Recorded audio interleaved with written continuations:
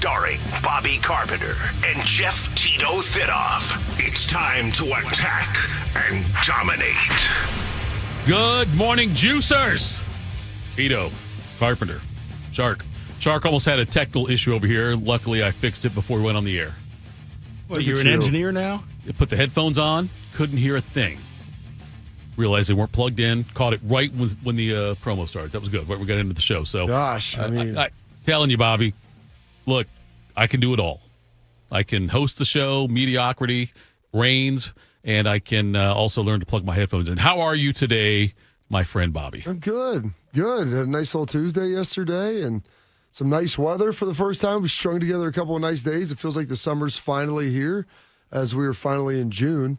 Usually get a little bit more of this. We got some early May, and then it was a long time, which is some sun but cool. And so now it feels like summer's kind of finally here, and my kids are just running around living their best life right now. So good for them as well. We are 57 days until the Pro Football Hall of Fame game, 80 days until the first 4 college football games, 87 days till Ohio State, Texas, 92 days until the start of the NFL season. So I can't wait for that. Yes. I am counting down the days. I'll continue to do it until people tell me it's too annoying. Actually, I'll probably still do it after that. Jacob Reimer joins us today at 6:30. Our own Jacob Reimer. Talk college basketball. Ohio State has made a couple of additions the last 2 days to their basketball squad. Reimer's always good to talk to for that stuff. Austin Ward joins us at 7:20. I do want to tell you the inaugural 97.1 The Fan, The Race, is presented by the Ohio State Wexner Medical Center. It's a 5K and 1 mile walk. It's happening June 21st at Otterbein University in Westerville. Some of your favorite fan personalities will be there, including Tyvis Powell, Common Man, T-Bone, Eric Reeser, and more. And I guess, according to the read here, Adam King from 10 TV will be running the race in a suit and tie. Do you really think he's going to go Rich Eisen style for the entire race? I bet he takes his tie off. That would be incredibly uncomfortable. I could probably, depending on the suit, and there's like stretch, flex suits and everything, you could probably wear one of those, I'm guessing, depending on heat levels and different things, and handle probably a 5K portion of it. When's the 9.71 mile part? I mean, I'm excited about that. 9.71 kilometer? I don't know. A kilometer, yeah. I'm not sure what's going on with that. I don't know if that's because that's not in the read anymore. That might not be taking place. I'm not sure. Every participant, Bob, you like this part, gets a finisher's medal.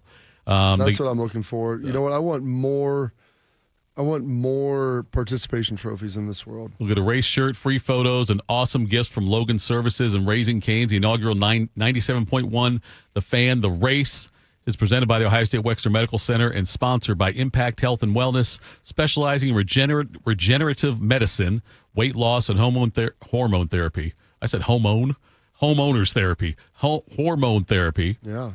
To help define your wellness goals. Let me ask you this. Over, under, if this is the inaugural, under 1.5 for the number of these that occur? I think there'll be more than one. I think there's been pretty good response overall to this event. Okay. You can sign up to nights@wonthefan.com. What do you got?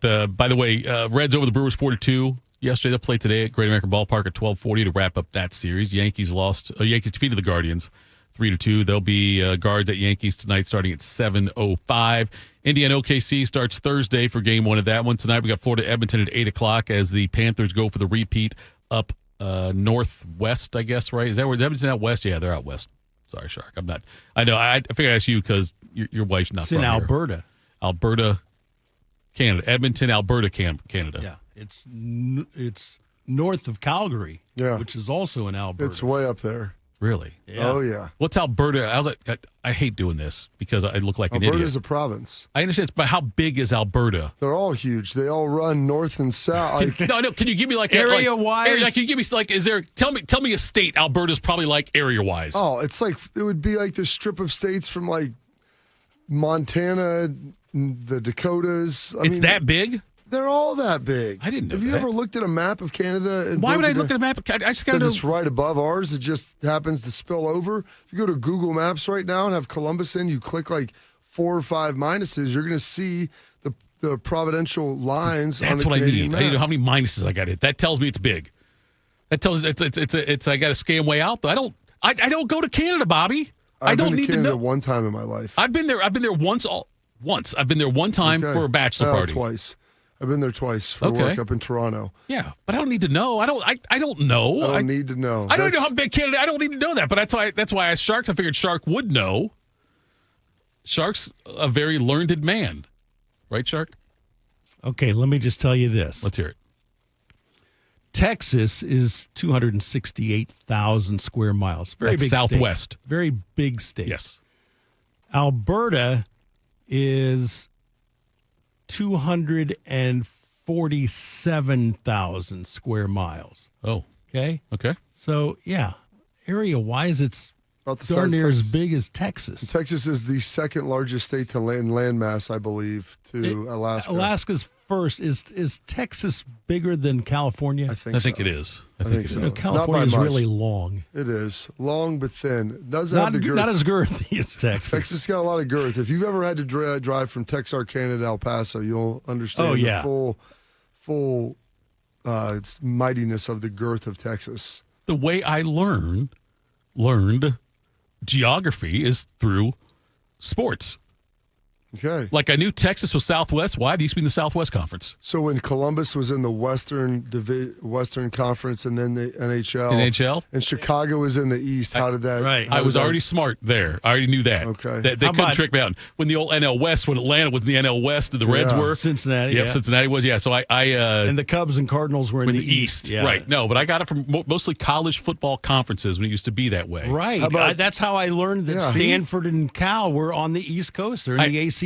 I never followed the CFL. I didn't know I don't even know what their divisions were called back then in the CFL. What are they called right now?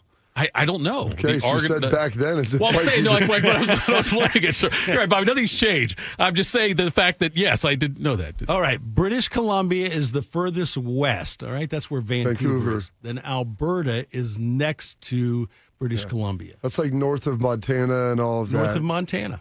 All you got to do is listen to Bo. But if you just listen to the station, which I thought you were a P1, Bo would talk about that in Calgary and Edmonton and how far they are and the similarities they are with Montana and everything else. I also can tell by the schedules usually. Like if Edmonton's playing the hockey game, it's like at 9:30 or something like that, which tells me it's west, 9:30 our time. Look at that. Mountain time. Thinoff can really pick up the breadcrumbs they lay down. I'm telling you, that's what they did. That's when they started all this realignment crap. There's no more Pac-12. That's the Pac-8 back then. I knew they were all Pac. They were Pacific. They were way over there by that ocean. Pacific. That's how I knew that, Bobby. So yes, you can blame conference realignment. Do you think they should change and just have like Atlantic Ocean 1 and Atlantic Ocean 2 then for Stanford and Cal? Or do you think we should change the names of the change it to the Pac Atlantic Conference? Maybe have the Pacific Division of the Atlantic Coast Conference. Yes, the PACC. Yes, that's what they should do. You may have thought that's all you're going to learn today, but we've got more to teach you. I know everything I need to know now. I know where Edmonton is and how Alberta is and know how big it is. Let's do this. Time to get smarter. Morning Juice presents Today in History. Here's your professor, Bobby Carpenter. Mr. Geography, Mr. Everything, Mr. Knowledge. Professor Bobby Carpenter, take it away. Here we go. It is June 3rd.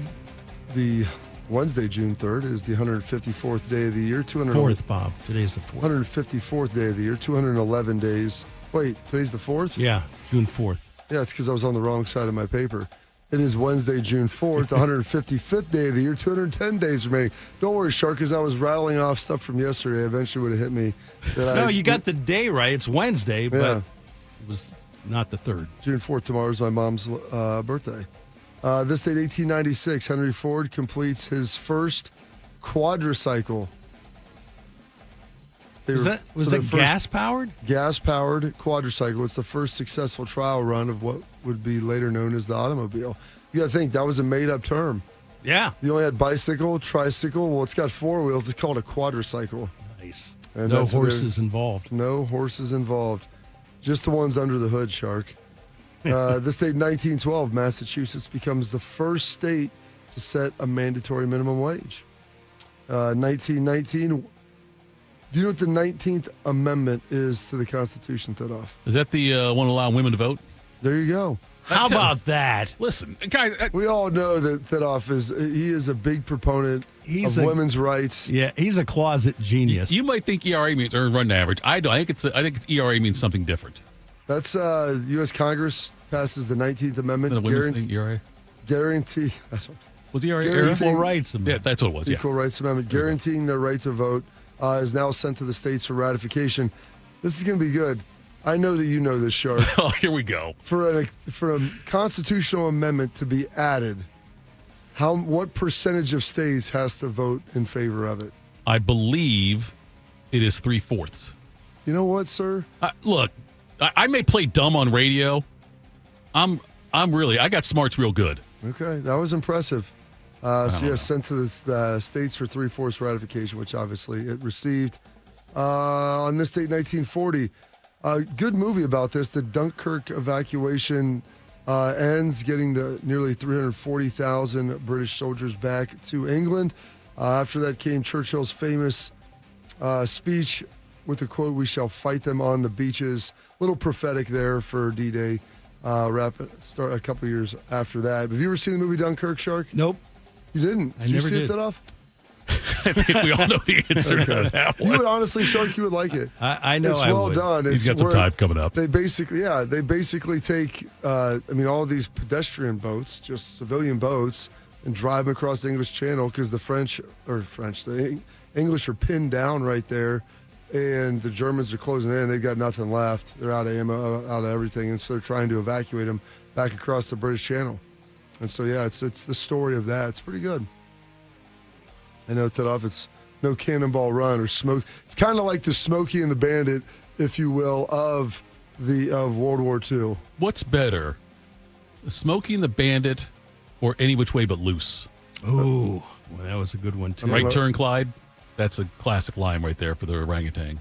I don't know if I've never seen anything. You never but seen Loose. that? You got to get out more. Listen, dude, the fact I watched Smokey and the Bandit came out before I was growing up. I saw it when I was probably younger than your son or around that age. Oh, My yeah, dad- that's from the 70s. Oh, yeah, Yeah, my it's dad 70s, yeah. loved watching classics, so we didn't have cable, so we See, watched your a lot of dad them. and I, two peas in a pod. He's probably seen My dad's Cannonball Run. also the oldest guy in this room by 5 years. This date, mature. 1942, the turning point in the Pacific theater of World War II. The Battle of Midway begins. The Japanese Navy had dominated action in the Pacific, beginning with their attack on Pearl Harbor and subsequent advances. Admiral Yamamoto felt he had to draw the American aircraft carriers into the decisive battle. His choice for a battleground was the American base at Midway Atoll. As the sky brightened on the morning of 4 June 1942, Japanese aircraft were sighted by a patrolling PBY and soon confirmed by radar. The message: many planes heading Midway. Midway was bombed by the Japanese, causing damage to the hospital, runways, hangars, and fuel depot.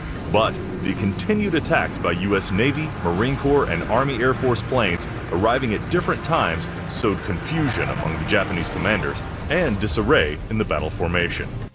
I never liked that phrase theater when you talk about it. Theater of War. Well, I know, it's 'cause someone's watching it. I know, it just feels to me, though, like it's almost, it trivializes it a little bit.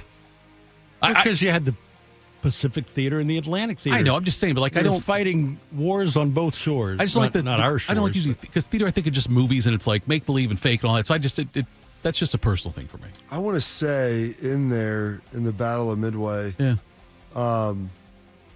because they didn't get into it really. I remember I did this a couple years ago, Shark, that the Battle of Midway, that I think we sank like 4 of their aircraft carriers in that. Really? Oh yeah, it was a devastating blow to the Pacific Fleet for the Japanese. I mean, we whooped their You ever butt. seen Midway on a map? Oh, it's I mean, an it's island in the middle of nowhere. 100%. There's got to be 1,000 miles from anything. It's way out there. I mean, it makes Hawaii look fairly far away. I wonder what's there now. Midway? You know, is Midway like a tourist destination, nice beaches out in the Pacific, you know, like Hawaii? Gosh, there's so much on here. Never mind. I wanted to be able to pull it up for you. It's the Wikipedia page. I read. I think we took out like 4 of their 5 carriers, and that's why we ultimately then had to go island hopping and everything else. This date, 1983. Every breath you take, it's number 1.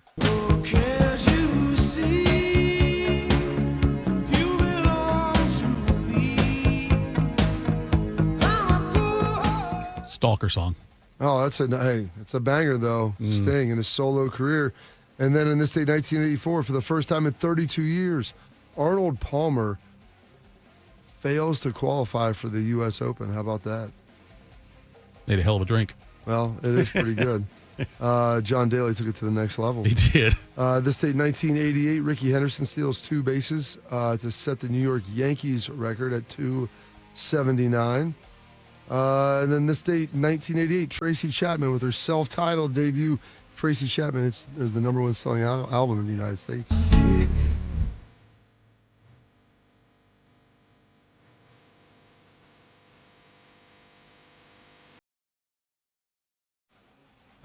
Banger. You used to listen to that when I was young with everything, riding around the car with my mom. And then this date, 1989, big day for you, Thidoff. Tiananmen Square in Red China. The noise of gunfire rose from all over the center of Peking. It was unremitting. On the streets leading down to the main road to Tiananmen Square, furious people stared in disbelief at the glow in the sky, listening to the sound of shots. Heading down the road was a hazardous business, but hundreds of people cheered as buses were set alight and army trucks caught fire too. And then, as troop lorries were seen moving down the road, there was gunfire from those lorries. The troops have been firing indiscriminately, but still, there are thousands of people on the streets who will not move back. The bicycle rickshaws scooped up the injured. Others were shunted onto bikes and pedaled to hospital. Many were carried away by frantic local residents. I worked at Tom McCann in Northland Mall when this was going on. This happened. And I remember the What is Tom McCann? It was a shoe store. And I remember the coked up manager of the store. Oh, there you go. When this happens, comes out and tells me to get ready for war. You're getting called over, I'm sure. Which kind of freaked me out when this whole. What year? 89. So you were 18? I was 18, yeah. Oh, boy. Yeah. Just turned 18. He goes, get ready for war. You're going to head over there, you know. Oh, jeez. Have a snort.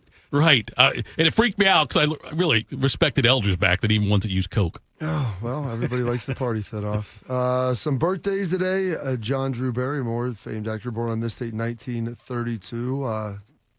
Father of Drew Barrymore as well. El DeBarge, the lead singer of the group bearing his name, turning 64 today.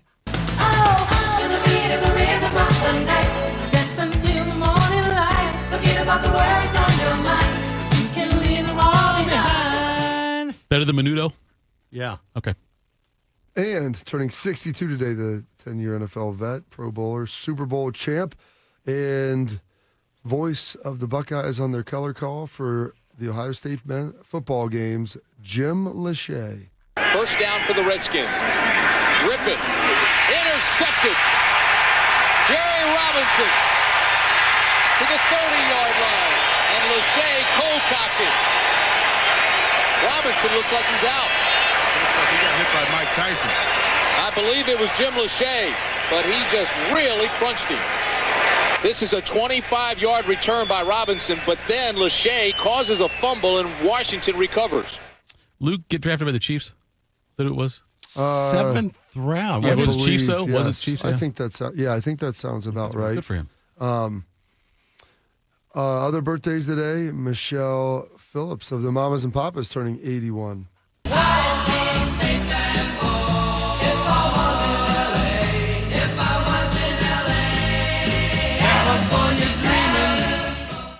Out west. Did you, it is out west. Thank you. Is that your favorite? Is that your favorite song? Can you name another probably. one?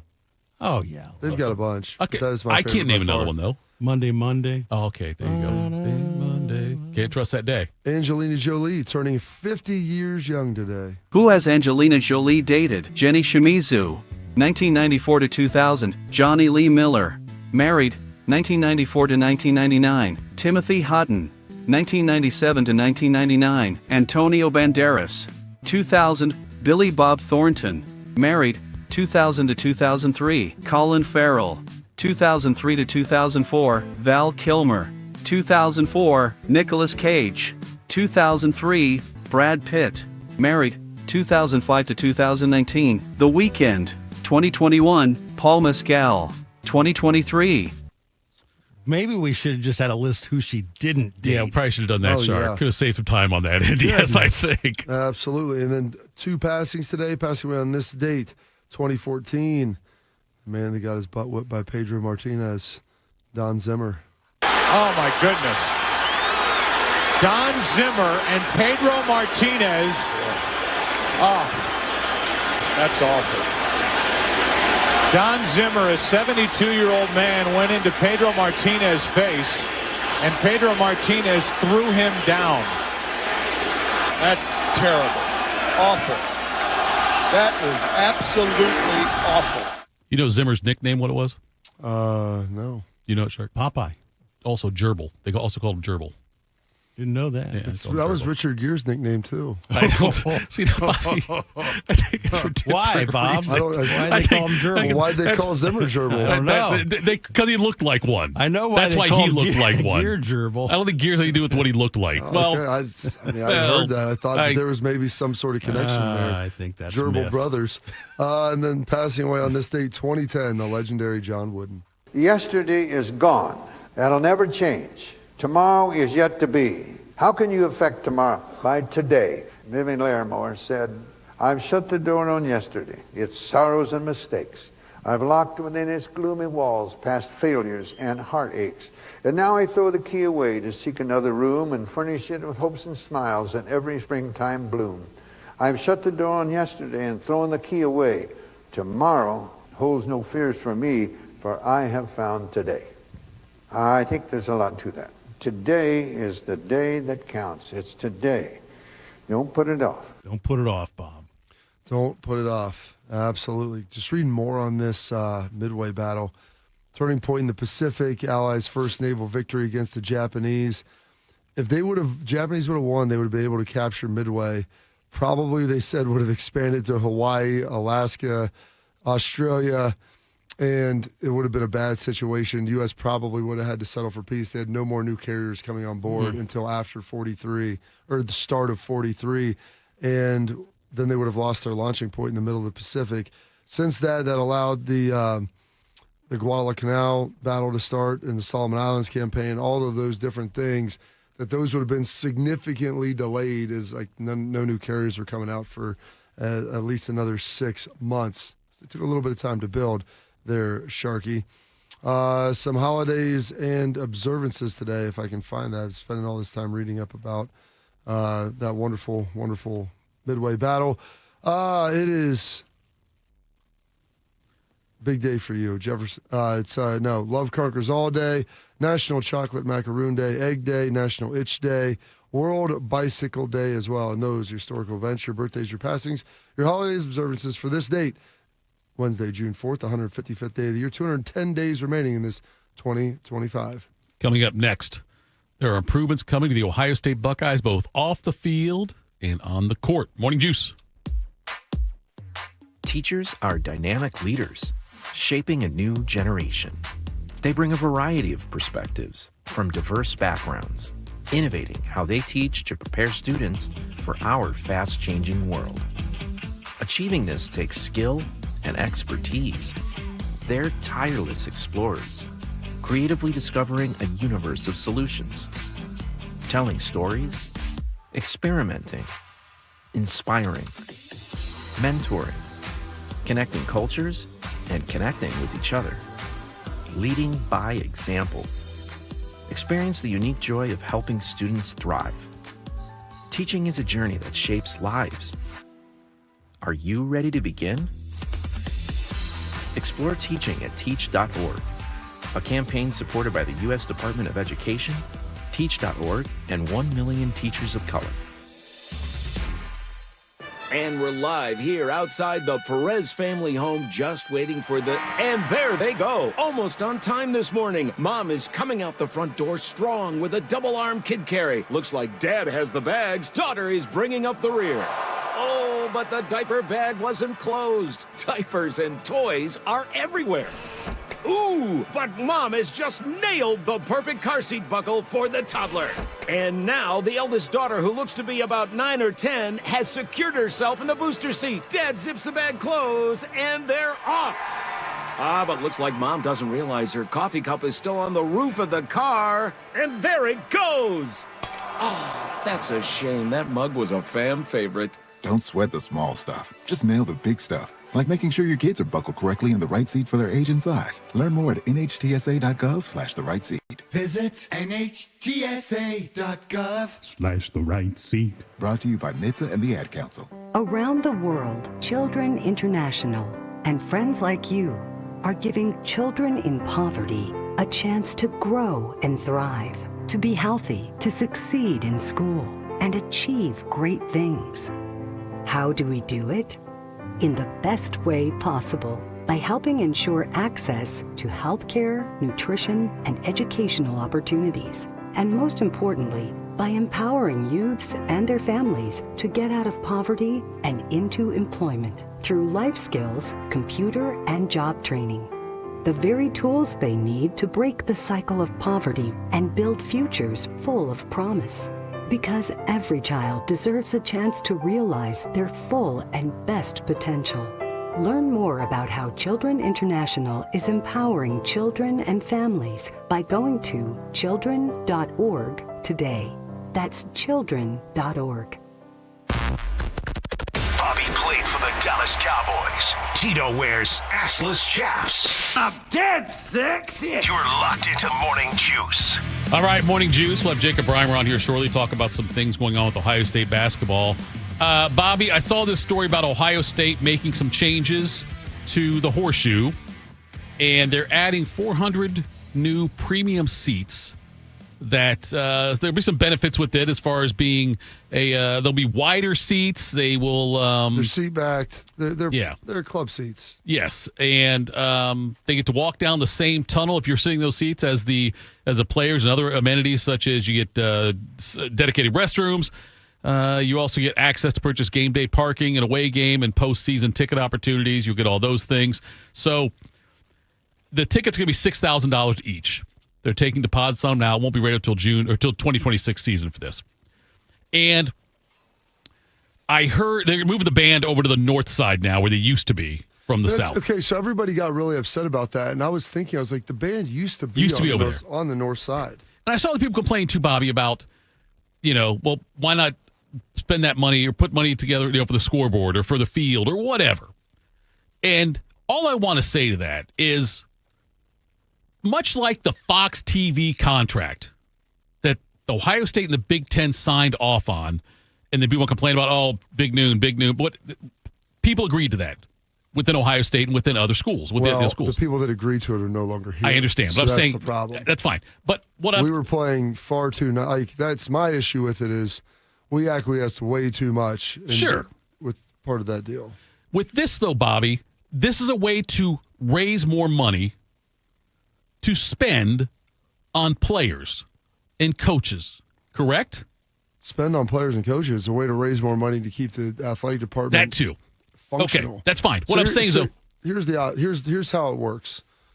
When you want to build something or renovate, or you have to have a capital plan, you have to take it before the board. They have to approve it. And the only thing that ever gets immediately greenlit are things that can functionally sustain themselves with their return on investment. And so most renovations in the stadium that add seating, like when they redid the suites, when they redid the stadium the first time 20 years ago, when they expanded the suites, when they expanded South Stand, all of that always gets greenlit because it's always going to be able to financially support itself, because there's going to be dollars that you can immediately associate once it's done. People are paying for this, so that's how it's financed. Anything else, you have to raise money and you have to have so much of it raised. And you're like, well, this might help produce a net positive, but it's harder to financially quantify. And so it's easy. We're going to be able to sell these 400 seats. We sell them at $600 a piece. 6,000, yeah. 6,000, there's your math on it. And that makes it a lot easier to say, hey, this is how much it's going to cost. We're getting this much per year. These people buy whatever. We can associate other value. Like they're building the 1922 club that's inside of the stadium, that on the visitor side that's going to have like a restaurant and in-date game stuff. And I mean, that's just the reality of where it's going. And so there's a lot of people that are upset. Now, there was one thing I believe in my social media feed has been blown up with this because I go, I'd like this. They're like, it's killing the students. I'm like, the students are right behind it anyway. Yes. Now it is moving the band in RTC, but it's moving back to the north side, which is where they were originally anyway. Right. We just forget about that. They just had the recent ticket selection, which I know, Shark, you have season tickets, and someone goes, I selected my seats because I like to be over by the band. And it goes, it feels a little disingenuous that they waited until after that, and didn't give you any heads up of it. Okay. And you're like nodding your head, but that people pay money. I get it. That's a real thing. I know. Because you can pay more to sit other places and all these other things. And so we're talking about the escalation of seat prices and all the different stuff, how it changed. It changed like 6 years ago, Shark? It's the second time we've had to select seats? Yes, and I think it's good for, 4 years? 3 or 4, something like that. I think I'll have these same seats for the next 4 years. Yeah, so it's been a minute since this has happened. It wasn't like that just occurred. It wasn't under Ross's watch that a lot of that stuff initially happened. The timing of it is less than ideal when it comes to that, and I do agree with that. But outside of it, they're like, well, get better bathrooms on SeaTac and get a better Jumbotron. I'm like, those are just expenditures that are not going to have increases in revenue. Right. And so my thing is, would you rather have had, here's a couple other options. Would you rather have ticket prices go up for the rest of the stadium? That's an option. Or this is something that nobody wants to talk about, and we just won a national championship, so everybody's happy, and like a lot of the other sports are rolling. But tell me what sports you want to start cutting. Yeah, right. Because that's the other option. Yep. You want to make $2.5 million without charging more or doing this, those dollars are there. Other sports just have to be cut or severely cut back, if you will. And so that's what Ross is trying to juggle right now, is to figure all this out. All right, let's go to Jacob Reimer now. He's the producer of the Buckeye Show. He's one of the hosts of our basketball podcast we do here. Reimer joining us now, and usually I have Jacob on, Bobby, for one or two reasons, either because something big's happened in basketball or something's big happened in basketball with a player's name who I can't pronounce. That's why I bring Jacob on, let him be the first one to announce it. Jacob, Ohio State, and Jake Diebler ended up getting a pretty decent player, it looks like, yesterday, right? Yeah, good morning, fellas. Matthew Grujic, German guard, played mostly for the second team for FC Barcelona, but I really like this pickup, and I love seeing Jake Diebler go international too. Wait, FC Barcelona, like the soccer club? Yeah, they got a basketball club over there too. But it's called. I think FC, it's called FC recently played. Wait, it's called FC Barcelona though. Yeah, not like BC Barcelona. That's why I'm just confused. Yeah, I was under the impression that FC stood for football club, so the football club owns a basketball team as well. Yes, okay. That is correct. FC Barcelona. So this kid's got some size and can shoot, it looks like, right? Yeah, I've been seeing 6'5", and I've been seeing 6'6". I want to lean more towards 6'6", of course, but right. Yeah, he's a knockdown shooter. Is that because there are metrics over there? I'm sorry, 6 feet 5 inches. Yes, there we go. Yeah. Knockdown shooter, I think saw some like in tournaments at like 40%. In his with FC Barcelona averaged a little over like 13 a game with close to 50% from the field. So yeah, he can score in many different ways. He knockdown shooter, like I said, can create his own shot, can get to the rim. And I like his length a little bit too. From what I've seen, he can get into some passing lanes, which is huge because Jake Diebler needed to add depth and, of course, more shooting, and he's got that here with Grujic. And if he can bring a spark defensively too off the bench, that'll be huge. How's it going to affect? Yeah, I was going to say the rotation with the team this year. I know that obviously we got a lot of new faces in there this year, guys who are putting me different roles or different levels of minutes. Where is he going to fit in on that, and what does it do to other players on the roster as far as their roles go? So just from what I've been kind of like hearing, it sounds like Devin Royal is going to get the time at the 3, and you're going to, of course, have Bruce and Mobley as their starting backcourt, and kind of see Grujic come off the bench there and go with kind of Noel and Tilly in the front court as well, which I love those pickups too. But I like it too as we progress throughout the season because Grujic brings some pro level experience from over in Spain and Europe.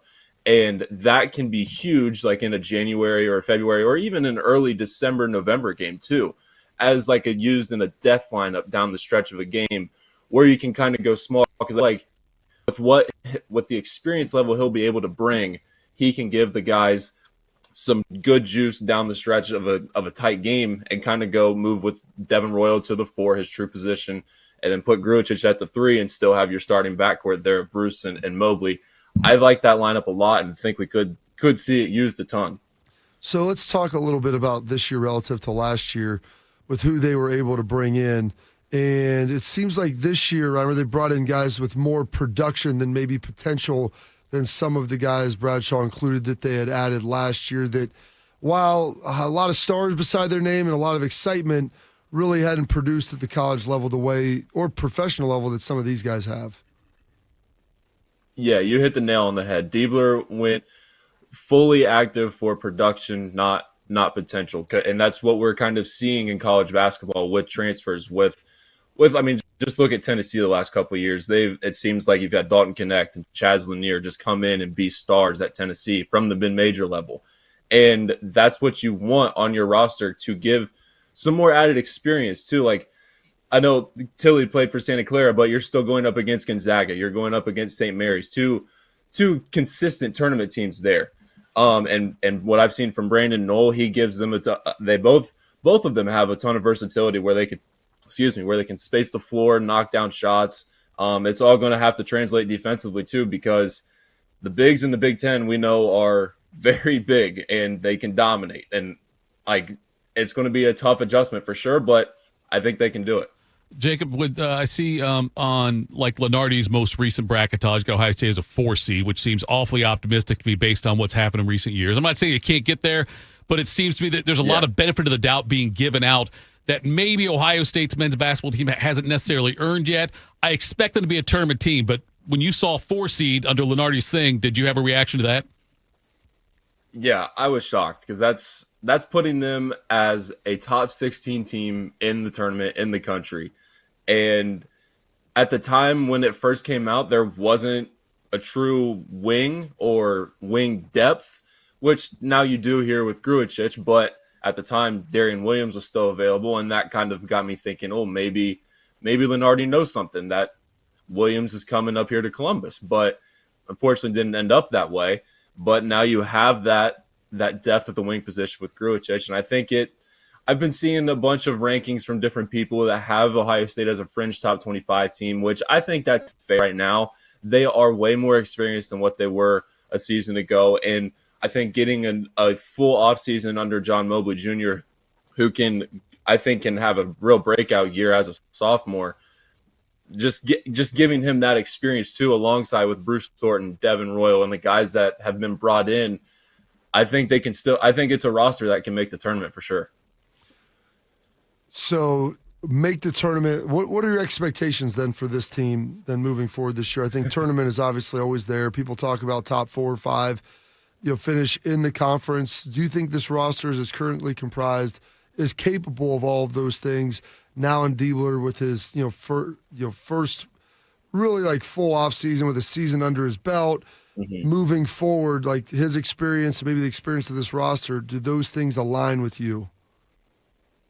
Yeah, I think so. It's tough because the Big Ten is going to be loaded this year. Like Michigan, their roster is incredible. Purdue is running it back with mostly everybody. Illinois, they've got the Balkan block that Brad Underwood's bringing every foreigner in, it seems like.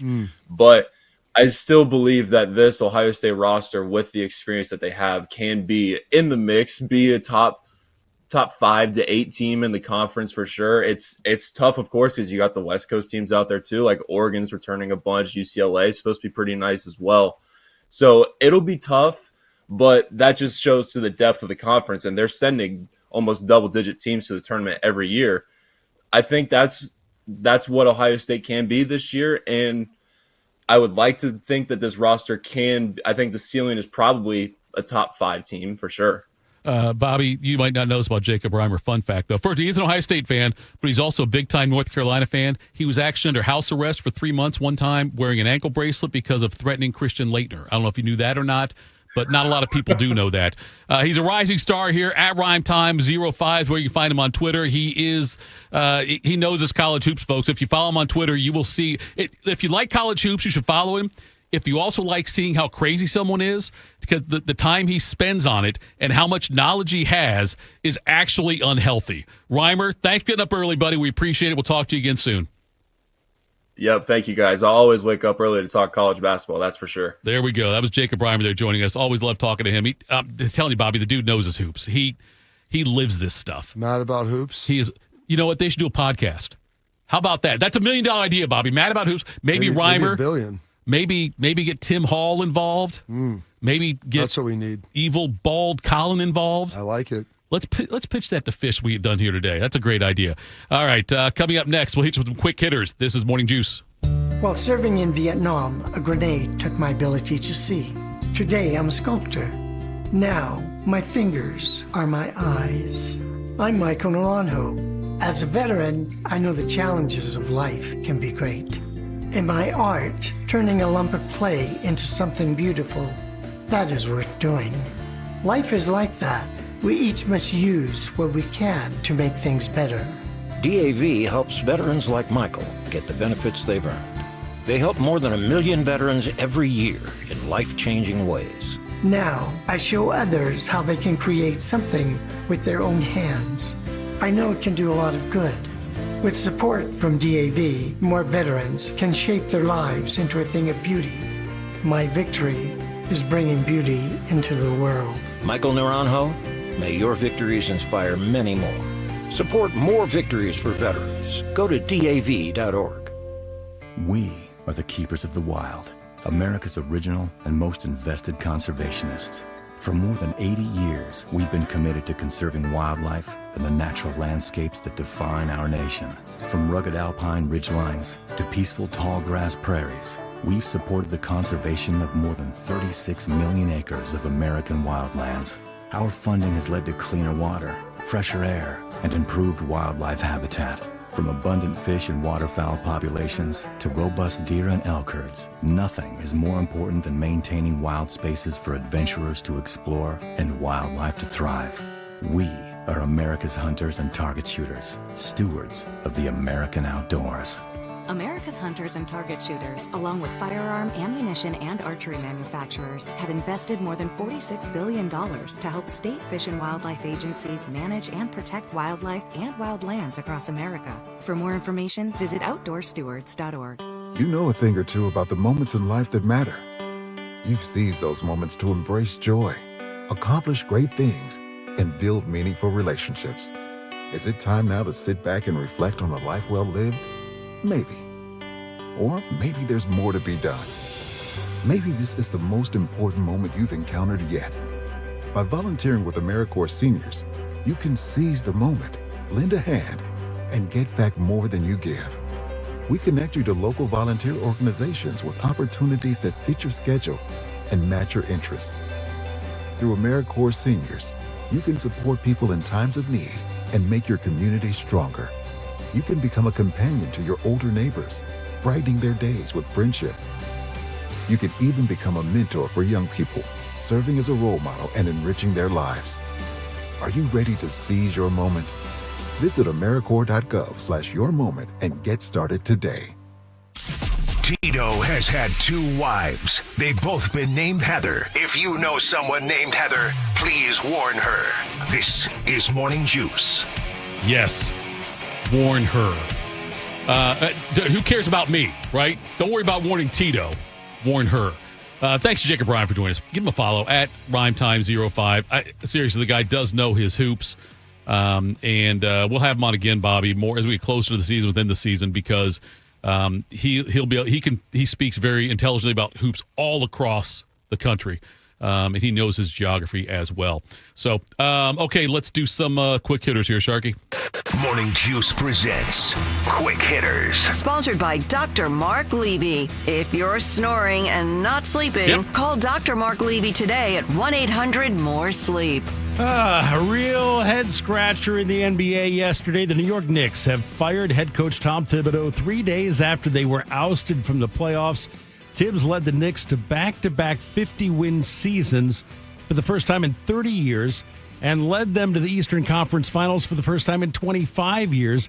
In 5 seasons in New York, Thibodeau went 226 and 174 in the regular season. Bobby, before he was hired, the Knicks had missed the playoffs the previous 7 seasons. So I know a lot was made about how short their bench was this year and how he didn't play more. And I'm like, some of that's a function of who you have on the roster, and he didn't design the entirety of this roster. I know this. This is a very New York Knicks things to do. You're at the doorstep of the NBA Finals and the Eastern Conference Finals, and it's the first time you've been there in a while. Yeah. And you feel like you've got a good young squad together, maybe some tinkering, maybe some tweaks. And instead of letting it play out and trying to build around it, you're going to get rid of your coach. Now, maybe Brunson didn't like him. Maybe there was some dissent within, but for the life of me, unless you knew that this guy can't get it done for you, why the heck would you move off of him right now? They must have somebody in mind they think is better, because they can't just fire him like this. Yeah, they can. I'm sorry, logically I'm saying, Bobby, they shouldn't. And they knew when they hired him, by the way, Bobby, this whole coaching career has been this way. They knew what he was. He does not use his bench much. He's not a first-time head coach. Right. But they did the same thing in Chicago. This is what he did. Yes, this is what he does, what he did, and he did it this year. He was the guy you hired. What's amazing is I heard this argument, the narrative, they're like, when they were winning early in the playoffs, right. Like, look, his team is battle hardened. He played his guys. Right. He had his guys. They've worked him like this all year. And then when they lose, like, they're exhausted. He didn't use his bench enough during the season. Now it's catching up with him during the playoffs. It's like, it just picked a narrative to fit your argument. The Knicks have got a strong contingent of former Villanova players on their team, Bobby. Does that mean the Knicks are going to pursue Jay Wright and try to get him to come out of retirement, get out of the... I can't imagine him coming out to do that. Wait, did you hear that, or you're making that up? That's pretty good, Tito. I'm sure I did not... That's not an original thought by me. I'm sure that's been... I assumed. Thank you, Shark. I appreciate that. Villanova, by the way, East, and so is New York. Philadelphia. Yes, Philadelphia is where there was a movie called Philadelphia and a song called Streets of Philadelphia. Mm-hmm. I've never seen the movie, but of course, Springsteen had the song. I think there's a joke about yogurt in there that's pretty funny. I can't, Bobby. I don't want to know the joke because 2 things. One, I didn't say it's in the movie. I know I'm saying, but I probably wouldn't get it. But I might get in trouble if we say it. I guess I don't know. That's all I can assume based on the look on your face and the way you presented that. It seems like I can't. Denzel Washington, I mean, that was like a big role. That was a huge role for him. Did he win an Academy Award for that? No, but Tom did. Tom won back-to-back years, didn't he? Back-to-back. Was that first and then Forrest, or Forrest then that? Forrest was first. And that Forrest was the year before Forrest Gump came out? The year after. After, you said Forrest was first, though. Forrest, he won an Oscar for Forrest Gump, and then a he won year an later. Oscar for Philadelphia. I thought Philadelphia came out before Forrest Gump. Okay. Forrest Gump overrated, right? Come on now. It's got one of the best soundtracks of all time. It does have a good soundtrack. It does. I didn't think it was that. And the year after that, I believe he was up for Best Actor for Apollo 13. Mm-hmm. That's a good movie. That's a good movie. Overrated. I like that one. No, it's not. That one. Going to the moon, overrated. Don't tell Neil Armstrong that. No, it was Buzz Aldrin. Buzz Aldrin. Punch in the mouth. Right. The Neil Armstrong thing. The cracks up about my dad, because I remember when Neil Armstrong died, and I called my dad after I saw the news, and I say, Dad, did you hear Neil Armstrong died? And he said to me, you mean Neil Armstrong from Wapak? And that's how I report on CNN. Wapak Cadeta's Neil Armstrong passed away. By the way, he also was on the moon.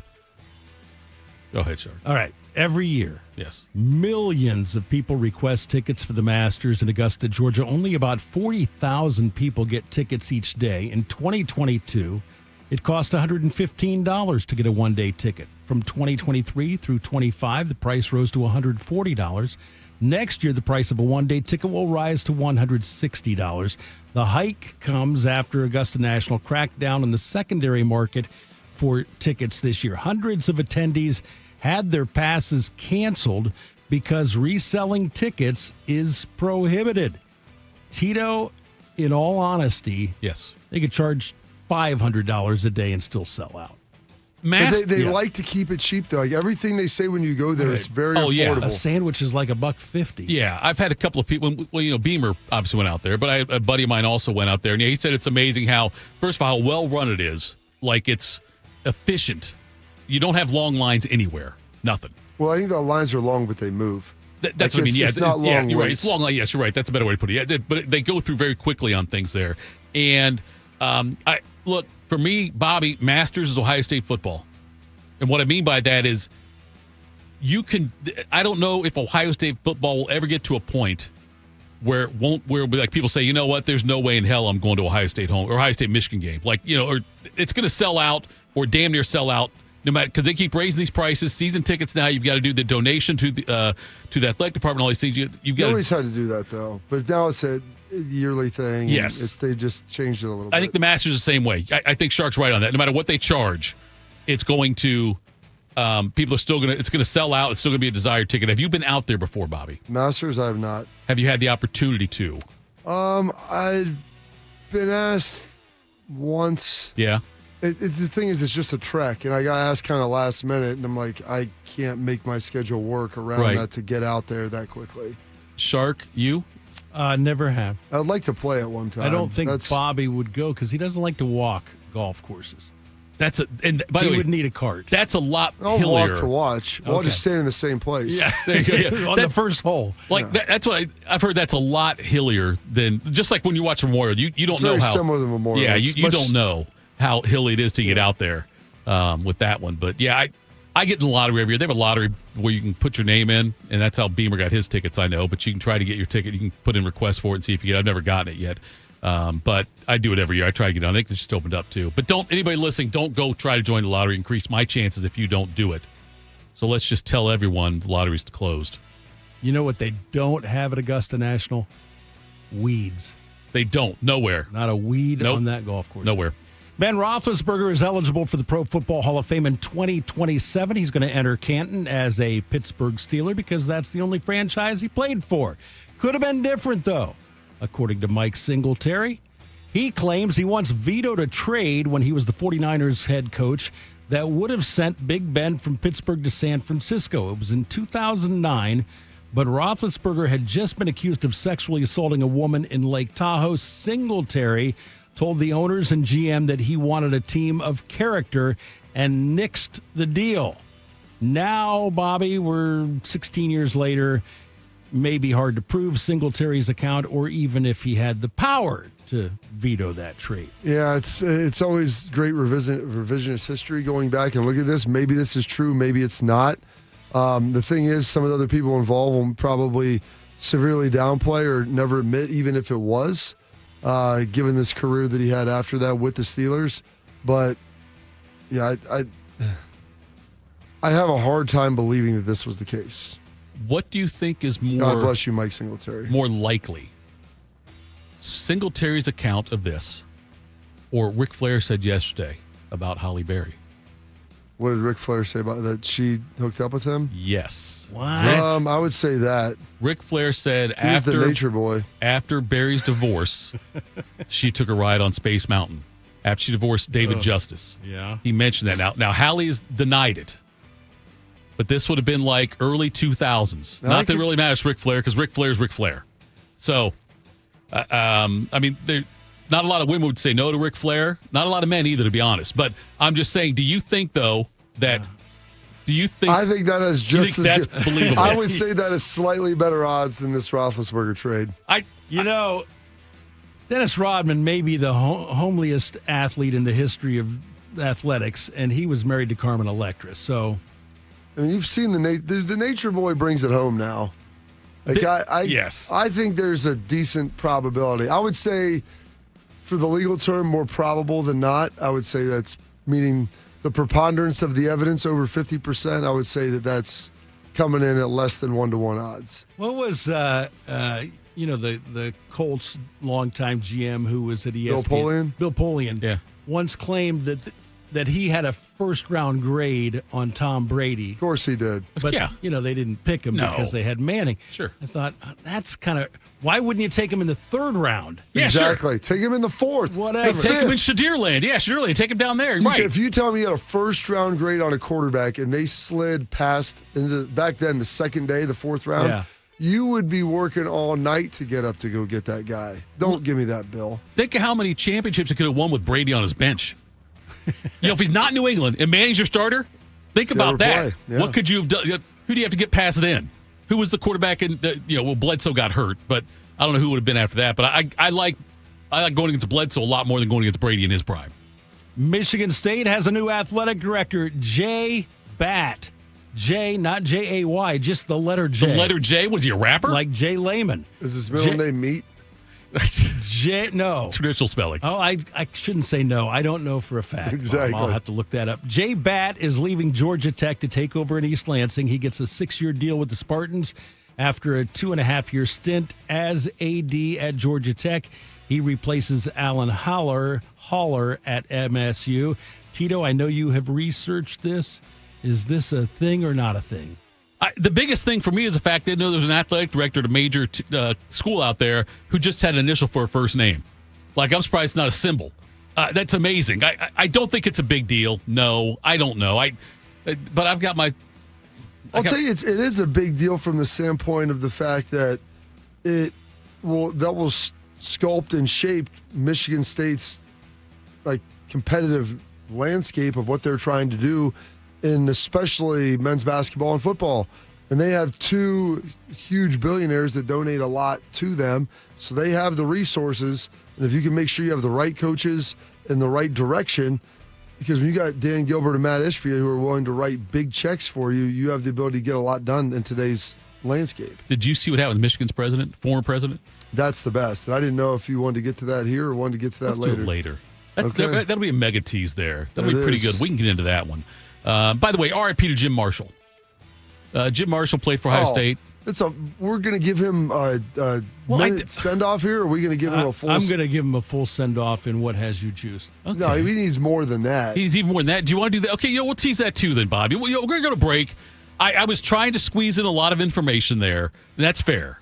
We're going to wait. We're going to talk. Let's do this the next segment. Let's talk about Jim Marshall. Let's talk about what happened to Michigan's former president and how it's kind of funny what happened to him. And also George Thorogood's famously asked, who do you love? And we're going to tell you next who ESPN FPI loves. Not FBI. Although maybe they got that too. That's next Morning Juice. Hey, Max, you look absolutely dashing in that purple tie. Ready to harness the world? You bet, Daisy. I'm ready as I'll ever be. And might I say, your purple tie really pops with your vest. Thanks. I almost went with a cape, but didn't want to come across as pretentious. Nonsense. Anyone in our line of work should rock a cape. You might be onto something, Max. Phew, so here we go. First day on the job. We've got this, right? Right. Don't forget, we both graduated from Dogs Inc. with honors. Which means I can guide my human around a busy city with ease. And I can give my human a restful night. I hope my human is kind and loving. And I hope mine likes wet kisses and zoomies. Ready to make a difference? Born ready. Let's go. Discover how extraordinary dogs like Daisy and Max change lives at no cost to the recipients. Visit dogsinc.org. It's been a real journey since 2014 when I first had my injury. I realized that my home was just not working for me and that it was time to ask for help. Homes for Our Troops is really giving me my life back. The shower allows me to go in and turn around with my chair, pull down storage racks, automated door systems, hours of my morning given back to me. Adaptive sports are a huge part of my life, a huge part of my healing journey as well. Homes for Our Troops helped with making sure that I had a home gym so that I can continue to train. This past year, I was able to host Thanksgiving in my home. And it was the first time I was able to have my whole family in one place and I was able to contribute to the meal. There are a lot more veterans in need, and Homes for Our Troops is going to be there to help them too. Homes for Our Troops builds and donates specially adapted custom homes nationwide for severely injured post 9/11 veterans and enables them to rebuild their lives. Join our mission at hfotusa.org. Once there was a man who couldn't stand. A mom who couldn't wait. A scientific community that said it couldn't be done. And then you. And then I. And then we. brought neuromuscular disease into screaming color with the Muscular Dystrophy Association. For 75 years, our voices have thundered through the halls of Congress. We've willed the impossible into existence. We've pushed the science, raised the funds, shifted the narrative, and transformed the reality of life with neuromuscular diseases. For 75 years, we've built communities together, established the field of neuromuscular medicine, and made it thrive. Call that a legacy. Call it impact. Call it momentum. Just call it ours. Because it's the generations of community heroes that give MDA the strength we have today. And until neuromuscular disease is a thing of the past, you couldn't stop us if you tried. Join us and celebrate 75 years of breakthroughs at MDA75.org. Proud to be your go-to sports addiction. WBNS, WBNS FM, HD3 Columbus. The Fan 3, Ohio sports destination. Tito invited the new Russian family who moved in down the street to watch Rocky IV. It did not go well. I must break you. This is Morning Juice. Wasn't my finest moment there. Bobby, where do you want to go first? You want to talk Jim Marshall? You want to talk about Santa? Yoko Ono? Yeah, that one. You want to go there? It's a lot here. It's a lot to unpack, I know. Let's open up with a positive and talk about Jim Marshall. So we're going to go Jim Marshall dying as a positive. Well, because he's a Buckeye, not his death as being a positive, but the positive exploits of his career. He was 87 years old when he passed away. He's the first member of the Purple People Eaters to pass away. And the guy started 280 games. It's amazing. In a consecutive games. Yes. I mean, the only people that have passed that have been quarterbacks. Has anybody passed it? Did Brady far past it? All right. When he was a Viking. I know Witten, which is ironic, the fact that he's a longtime Packer, but passed it as a Viking, which is where Jim played his whole career. I know Witten had gotten fairly close to it before he retired for a year to work consecutive at ESPN. Or just games played? I think consecutive. Wow. I know he missed the game his second year and then didn't miss a game, I know, for it was well over a decade. Jeff Fiegels. Yeah, he's a punter. Kickers don't count. Punters, no, I know, but he holds the record for games played. He passed Marshall's record. Okay, consecutive games played was it Jay or Jeff? Jeff, I think, right? Jeff Maybe Fiegels. Right. Was it Jay something, a quarterback? Jay, yes. No, another kicker. Jay Feely? Jay Feely, who does sidelines. Michigan guy. Anyway, Marshall also holds an NFL record. What's that? Fumble recoveries. Longest, greatest Negative? loss. Yes. 30 fumble recoveries in his career. I didn't know that. He also has He also ran the wrong way with one of them. Longest negative return in a fumble recovery in NFL history. He's got a number of records. It's amazing. I thought he was in the Hall of Fame. No, he was like a two-time Pro Bowler. I think he made second-team All-Pro one time. Listen. So he didn't really have a Hall of Fame career. I mean, he was a three-time second-team All-Pro, and you go look at his exploits and what he was able to do. Most seasons played by a defensive player, most seasons played, or most consecutive games by a defensive player, 289. Most consecutive regular season games played by a defensive player, 282. Consecutive starts, 277. Regular season starts, 270. I mean, opponents fumble recovered. They're giving him 29. 29 with Minnesota. He had one with the Bears. Cleveland. Oh, Cleveland. Cleveland drafted him. Also, he didn't even start in Minnesota. No. He actually played at Ohio. He was from East High. Right. He actually played his first year for the Saskatchewan Roughriders. He left Ohio State after his junior year because he needed money, so he went to the CFL because he couldn't play in the NFL yet. Went to Saskatchewan. Saskatchewan next to Alberta. So if you're going west to east, Tito, we're going British Columbia, Alberta, Saskatchewan, Manitoba, Ontario. And then where's Russia? What's amazing is he went both, not much offensively at Saskatchewan, but he caught a touchdown pass in his one season in the CFL, and he caught that touchdown pass against Winnipeg, which was coached by... Oh, the guy, Joe Cap? Bud Grant. That's what I meant. And so when Bud Grant took over the expansion Minnesota Vikings in 1961, he traded for Jim Marshall. The Browns had him 1 year, drafted him in the 4th round in 60 when he became eligible, and then they traded him to Minnesota. And think about this, Tito, because you were alive for this. When he retired after the 79 season, he had played in every single Vikings game in history for them. 61 to 79. Did the Browns trade somebody with like a criminal past? Did they acquire that for Jim Marshall? Oh, you mean acquire it? Yeah. I'm sure they did. Probably did. Somebody did. It was not a good trade for Cleveland. No kidding. That's jaw drop over here. But I'm with Bobby. I think that if you play in that many games, first of all, you got to be pretty damn good. And I think he's a Hall of Famer also. I would put him in there. Listen, Bobby, you always say, in order to play in be in the Hall of Fame, you have to have been the best at your position for a period of time. He was never first team All-Pro. So he was 3-time second team All-Pro. But I will tell you this: when he retired in what was it, 77? 79. 79.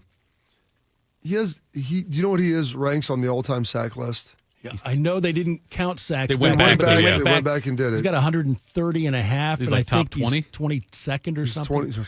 Shark nailed it. He's 22nd.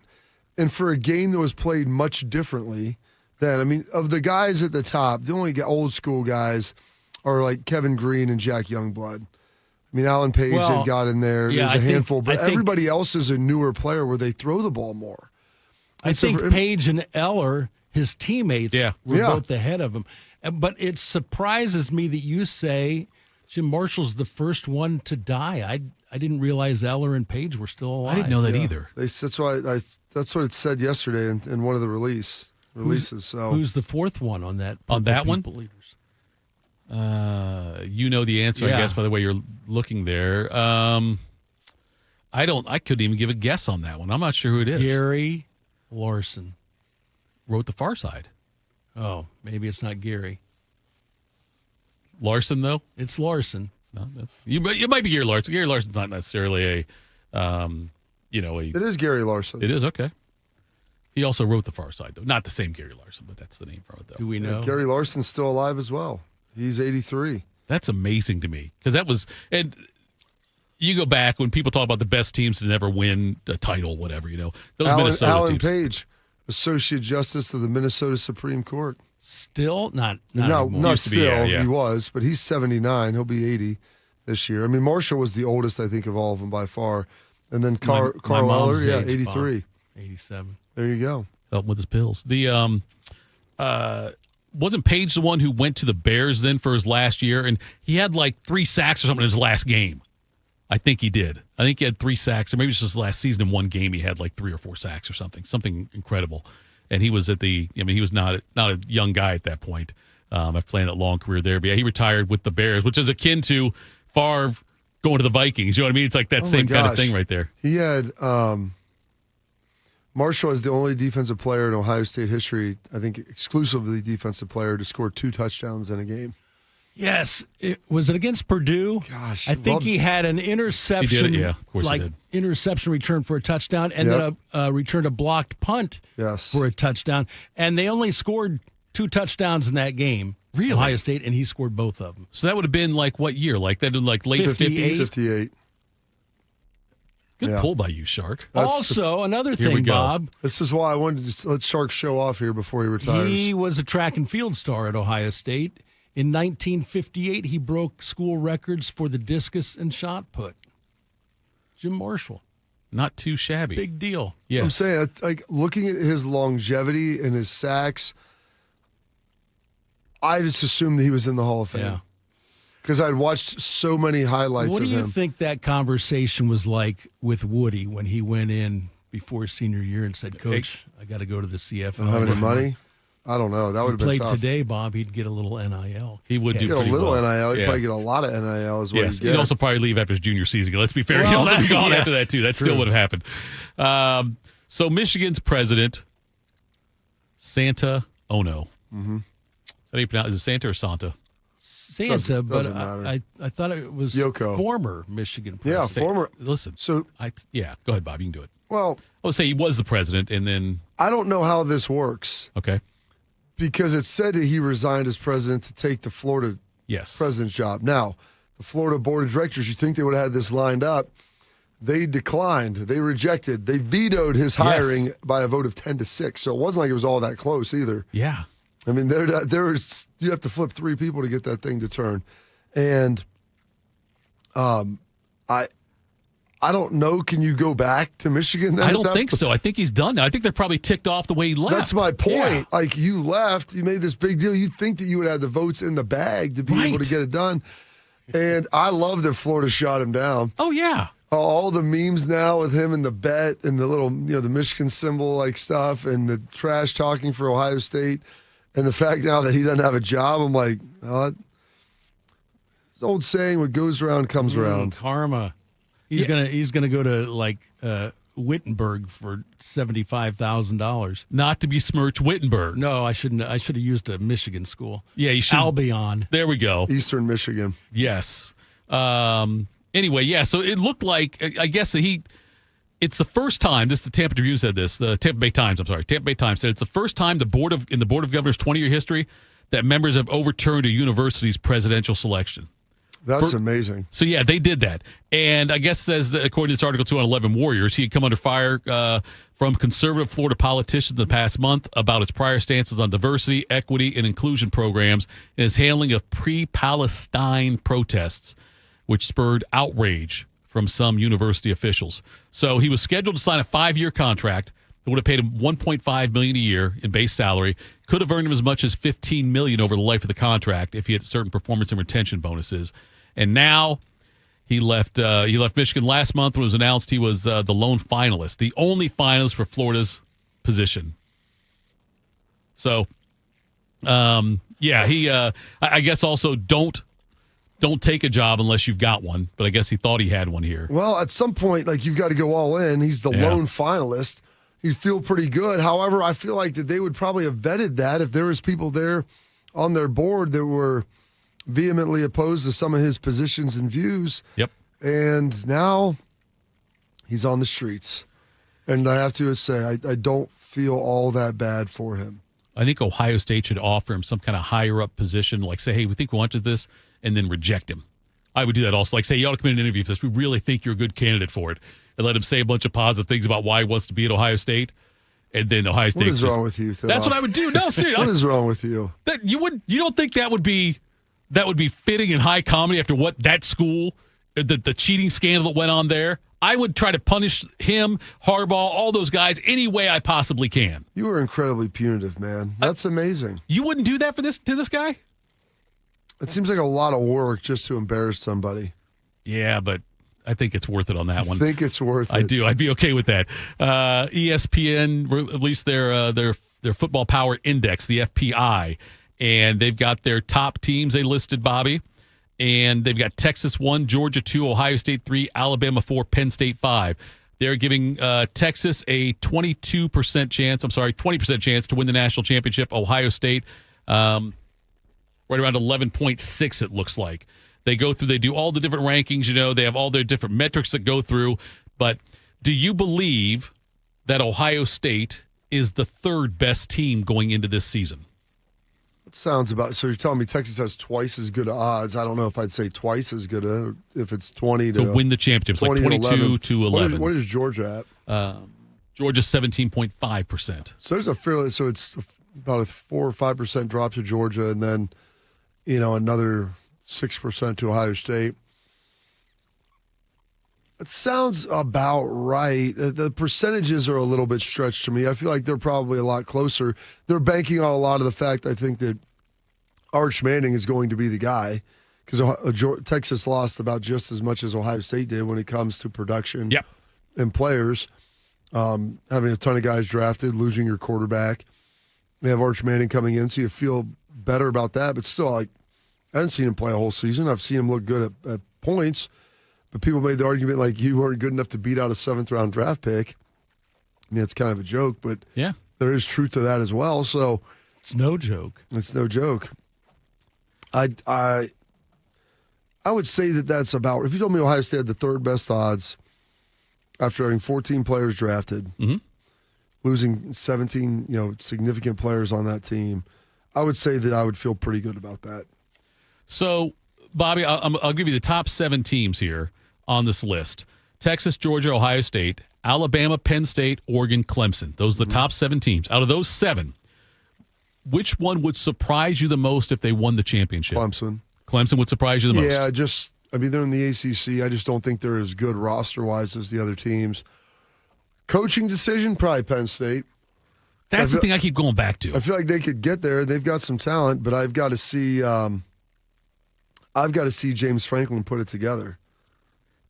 So you believe, and I do as well, but I just want to make sure, the James Franklin, the criticisms of him in-game coaching, that's real. In-game, I've watched games. I know not good results. I've watched him. No, I don't play results. I've watched him mismanage situations. Okay. You can make the right call. There's certain calls that I haven't agreed with Ryan on over the years. There's certain calls that I have, and people are like, I wouldn't have done that. I'm like, well, yeah, you don't know what you're talking about, because that's the right call to make structurally. You could say, well, let's go for this and go for that. When he chose to kick the field goal before halftime in 2023 up there, and it was 4th down. Like, if you don't get the first down, they're getting the ball at the 40, and there's a minute left. And they got time. Yeah, got time. Like, what are you doing? You can't just 6-point swing there potentially. Yes, I'm like, if not more. That was structurally the right thing to do. Now, would you like to be in a better situation where you didn't have to do that? Yeah, I get it. And there's calls that I haven't agreed with, but I can understand the logic. But James Franklin has done things that structurally, I'm like, that's not the right call. That was not the best call with the information that you had given to you. That was a panic call. And it feels like sometimes he plays not to lose, and then he hears about him playing not to lose, and he plays too aggressive and is recklessly aggressive, I think, at certain points. Some of those criticisms he gets, I heard some of the same ones against Day when Ohio State, before this season. There were some of those people in certain games, not consistently like Franklin, but and how does... I understand winning the championship. James Franklin's record against ranked teams, not even just top 10. I'm talking ranked. It's not good. Right. He's well under 500, and that encompasses you playing the 23rd ranked team in the country, the 15th. Yes. This isn't just top 10, which they're on Day about. But Day was top 10, top 5. Yes. Can't win a top 5 game, but I'm like, well, top 5 he was 4 and 8. Then you go top 10, he's 6 or he's 9 and 10 or 10 and 9. He's above. So I'm like, you're splitting hairs there with that. We're talking about teams in the top 25, and you're at Penn State, and you're always a top 15, mostly around top 10 or 12, and you've got a losing record of those schools over 10 years. That's a pretty large sample size. He is 3-17 against top 10 teams. 12-25 against ranked teams. That's so bad. 12-25. That's a 1-2 ratio right there against all top 25. I mean, I've watched an Indiana team that was probably overvalued a little bit come in, and we've seen some teams come in here that have a number beside their name, but you know that they're probably not really that. Right. And you have more talent, and you watch what happens. Ohio State and Ryan have beat the brakes off of them. You go look at that Michigan State team from a couple years back that came in here 10th. Oh, yeah, just 50-some. It was 49-0 at halftime. Right. Oh, yeah. Mel, that was when we found out that Mel might be fraudulent. Listen to this, Bob. Since the 2016 Big Ten championship game victory, Penn State is 1-13 against top 10 teams. Yeah. Now, I mean, they got a nice pass this year in the playoffs because they were playing two teams that were ranked lower than them. And then what happened? Right. Yeah, exactly. All right, coming up next, we're going to talk more Ohio State football. We have Austin Ward joining us. That's next Morning Juice. You know what hope is? Hope is action. Carving a path forward, even when it's hard. And kids who still know how to dream. They're the best pathfinders of all. So at Child Fund, hope means helping millions of children living in poverty worldwide to grow up healthy, educated, skilled, and so all those good things can come true for them. Safe. And that means safe at home, safe at school, and safe online. Hope means walking this path together. All of us. Because when we work together, we can do so much more. That's right. Hope includes you. Child Fund, because we need each other. To learn how Child Fund works with children in 23 countries to help them achieve their full potential, visit childfund.org. That's childfund.org. Hey guys, 13-year NFL veteran and Super Bowl champion Jason McCourty here, and I'm the Innovation Ambassador at FAIR, Food Allergy and Research Education. I would say the most challenging thing as a parent of a kid who has a food allergy is probably the ignorance that I myself had in the beginning. I didn't know what anaphylactic shock was. I didn't know the dangers, let alone the things that she needed to be able to have a normal life. When you go to drop your kid off, and every single time in the beginning, we'd have to go through everything she was allergic to. Preparation is everything. And me, for playing football for 13 years, it was all throughout the course of the week. It's getting ready for game day. When you're on the field, you're playing for your fans. At home, you're playing for your family. My playbook, read labels, keep it allergy friendly, and have an epinephrine nasal spray as a backup plan. Because when my family's safe from food allergens, that's the real victory. Visit foodallergy.org to learn more. Lexi spent more than 6 years in foster care. Before I was adopted, I felt alone. With help from the Dave Thomas Foundation for Adoption, Lexi now has a forever family and the foundation for a bright future. Adoption changed me for the better. I feel like I can be whoever I want to be. You can help find permanent homes for children still lingering in foster care. Learn more at davethomasfoundation.org.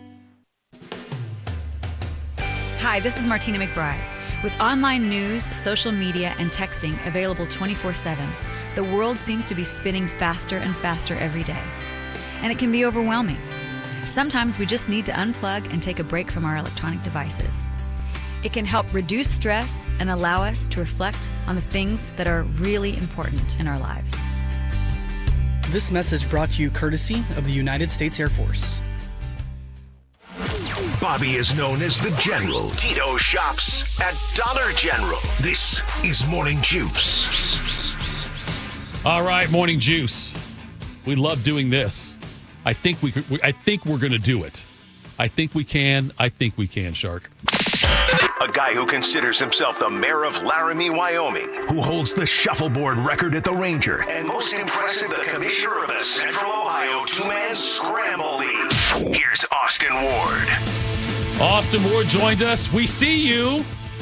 Good morning, Austin. Let's do this sound check. Can we hear you? No. All right. It's a shame. Shark's over there working. Don't worry. We've got our top guys on it. We'll get you here, Austin. Oh. Now. We sound like we can hear you now, Austin. Right here. We have the phone going. Yes, there we go. We have so we've got, Shark said, let's do a backup option, and he's so wise.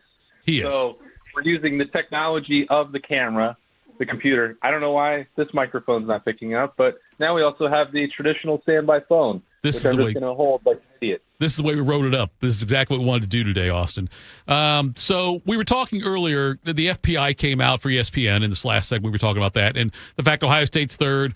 And we were talking about the teams in the top 7, which included Clemson at 7. I think Oregon was 6, Penn State 5, Alabama 4, and then Ohio State 3, Georgia 2, Texas 1. And we got into the subject of James Franklin and how he has mismanaged games that has led to his record of futility against good teams. Yeah. And Bob brought up the play calling. He sees things that Franklin does in game that are questionable decisions. Now, some of those, not season-wide, but some of those specifically pertaining to the Michigan game, some of those same kind of criticisms were leveled at Ryan Day over the years. And obviously winning the championship and doing what he did erases a lot of that stuff. But is there something specific that Ryan Day has done that would that has, I don't say improved, but has maybe taken some of that criticism off as far as strategically, organizationally? Is there something Ryan Day has done, or is it just that is it just the fact that the winning is what cured it all? Yeah, I mean, I think the last part is probably most relevant, Tito. Like, winning cures everything. And I don't know that if you asked Ryan Day if he would think that there's any magic bullet to that. And I don't mean this to come off as a defense of James Franklin, because I think he's the most fraudulent coach in college football. But tell us how you really feel, Austin. Don't hold Cignetti's anything back. more fraudulent. Cignetti's more fraudulent. Don't do that. No, Cignetti is not more fraudulent. So Cignetti has won big games at every stop of his career. I think Indiana last year as a team was fraudulent. I don't actually think that Cignetti is a fraud, but that's a fun argument to be had. I would probably entertain that conversation and have a good time with that. But when you're talking about the top 5 and top 10 stuff, and Bob was referencing Ryan Day's record there compared to James Franklin, no one is going to have a sparkling record in those situations because they're really hard to win. Nick Saban won a lot of them. He didn't win every single one that he played. When you get up to that very highest level, it is, if you're going to be around 500, you take that in top 5 matchups because they're so difficult. It is when you start expanding it to any ranked team where you start to see programs that get in there with rankings that are just because people were trying to look for a name that they recognized, and ranking 25 teams gets difficult and splitting hairs. When you don't beat the teams that have no business being in there, that's when you have a problem. So Ryan Day had always been very good at that, and you win 90% plus of your games, you're going to have a lot of ranked opponents and a lot of victories that count in that regard. It was getting over the hump in those other games, and I think it wasn't even just like random opponents. I think that Ryan Day may have and may still need to have changed an approach or get a different bounce his way in the game, which is the one that I think that draws there's still criticism that is going to come his way after this losing streak. But I think one of the adjustments that was made to get to this point for Ryan Day specifically was taking his hands off of the steering wheel when it came to offensive play calling. And I think that was critical for the long-term success. It was a part where managing these bigger games, the more competitive games, and trying to think about what the 3rd and 5 call was going to be was not an advantageous situation for Ryan Day. And so if we're going to point to one adjustment that he's made that I think may have helped in that playoff run and that has changed the perception of him moving forward, I think that's it. And that's also why there's so much intrigue about what this will look like this year as Ryan Day continues to not call plays and what that looks like for Brian Hartline in year 1 doing so. Austin, how are we feeling about this South Stands renovation? A lot of I thought it was fairly benign announcement, but it seems to be very divisive on the social media platforms. Well, you can't do anything in any way, shape, or form in today's era of college football or life without having some polarizing responses. And I understand fully the traditionalist outrage or anger or frustration with the South Stands renovation. But, I think you look at what Ross Bjork has to do here, Bob, and the narrow needle that he has to thread. You can't, on the one hand, say, we would like the horseshoe to be modernized. It's got to be upgraded. We don't want a domed horseshoe. This is a cathedral of college football. We just need to find some ways to upgrade it to the modern era. Okay, well, Ross Bjork is trying to do that here. And one of the ways that you modernize is you find different revenue streams, and you also need to find different ticketing options when you're sharing revenue with players and so on and so forth. So this is an example of Ohio State trying to find solutions here. Is it going to appease every single member of the fan base? Absolutely not. Is it going to likely increase the atmosphere of the horseshoe? I would say probably not. The people that are going to pay these tickets and have that tunnel access are certainly passionate fans. Are they the ones that are going to be the most vocal?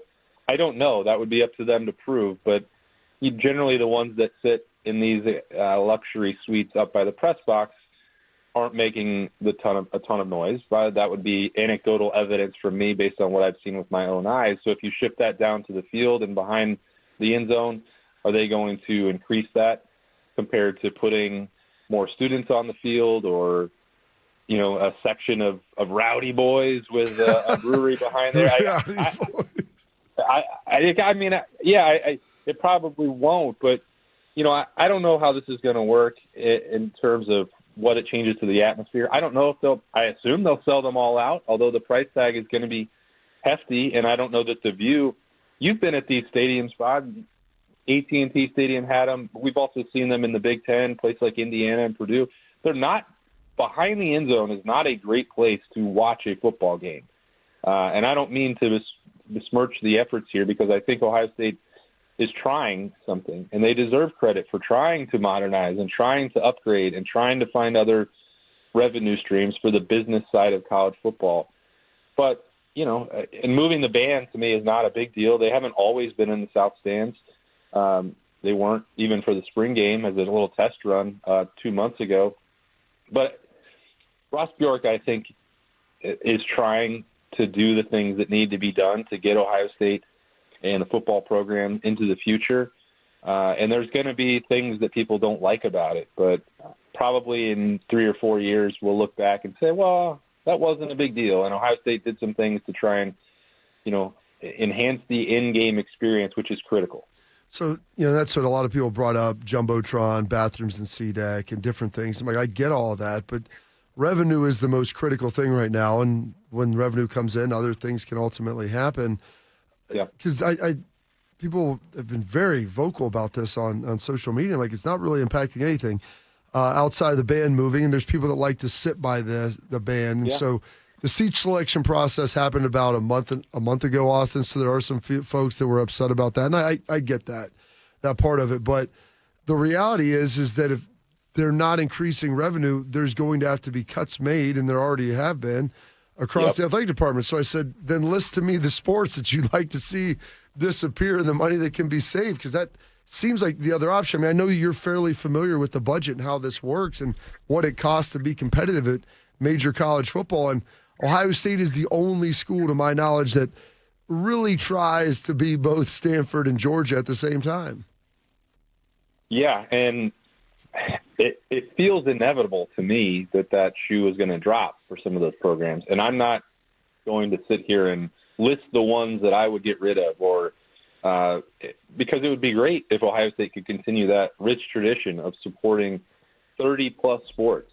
But I don't know how that is feasible in this future of college athletics and the House settlement and payment to players and all these other things. So, I think when we narrow that focus down and say, well, how do you continue to fund that?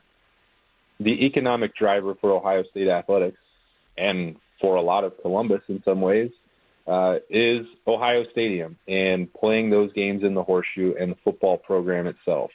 So they have to try and turn over every stone that they can to make more money. And while I don't have to deal with, annual gifts and donations for seat ticket licenses and pay for tickets to the game because I'm lucky enough to be a press box snob and don't have to worry about that part, I think for the most part, you're not seeing Ohio State dramatically. They may have reached a limit of what they can charge for ticket prices throughout A-Deck, B-Deck, C-Deck, wherever. So the only other revenue stream that you can tap into then is to have these premium seats, to find more boxes, and you don't have unlimited real estate to do so. There's up where I am in the press box, that part is tapped out, and they're not going to continue to expand that part. So where else would you put it? And I think South End Zone is a pretty decent compromise. It's not like they're putting it behind the home bench or behind the visiting bench.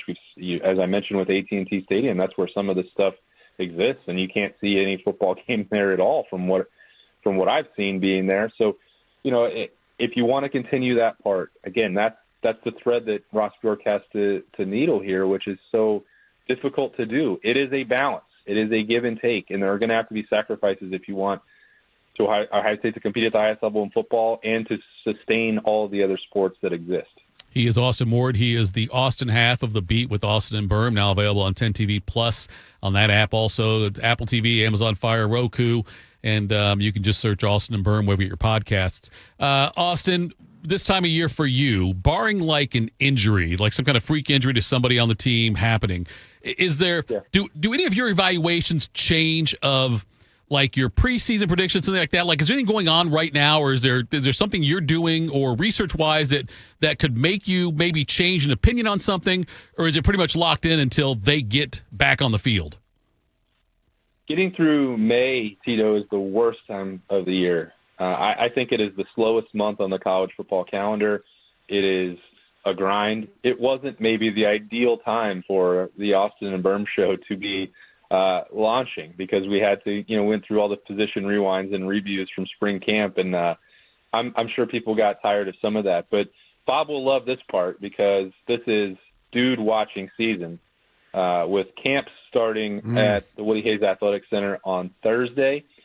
So, for the Berm side, there is a lot going on for him. That there's official visits started last weekend, and then these camps are really critical evaluation pieces for Ohio State.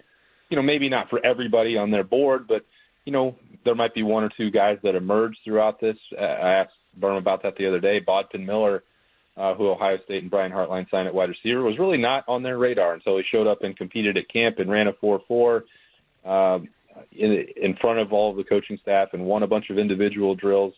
He got an offer, and now he's at Ohio State.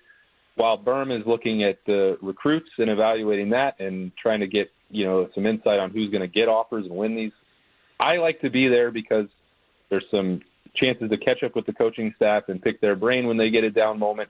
And you see a lot of the current Buckeyes who have been now 2 months removed and into the offseason strength program with Mickey Marotti. And 2 months may not seem like a long time, but these guys can pretty dramatically change their bodies in that span. Oh. So I like to be around there and see who's inflated. I like to tell the story about seeing Donovan Jackson's biceps exploding from the end of spring camp to a summer 2 years ago, and how that process worked itself out. So also it's a gauge often, Tito, on the leadership, who wants to be out there to lead these position drills with their unit leader. I know G. Scott last year was taking a very active role with the tight ends throughout camp, and you'd see him out there every single day. Didn't have to be, chose to be, wanted to be. These guys live around the Woody, and they love football. So I like to go see these camps, not because I cover recruiting, because I don't, but it is one of the only chances in the summer to get around them where it's not pressure. There's not a bunch of microphones in their face, and just because they're human dudes, and they've also been throwing around a lot of iron Schlegel style, and I like to get a feel for how that's going for them. When will Berm be lurking in the Woody Hayes parking lot? I know that he starts creeping around there like a real lot lizard. Is that starting tomorrow? Is he already down there?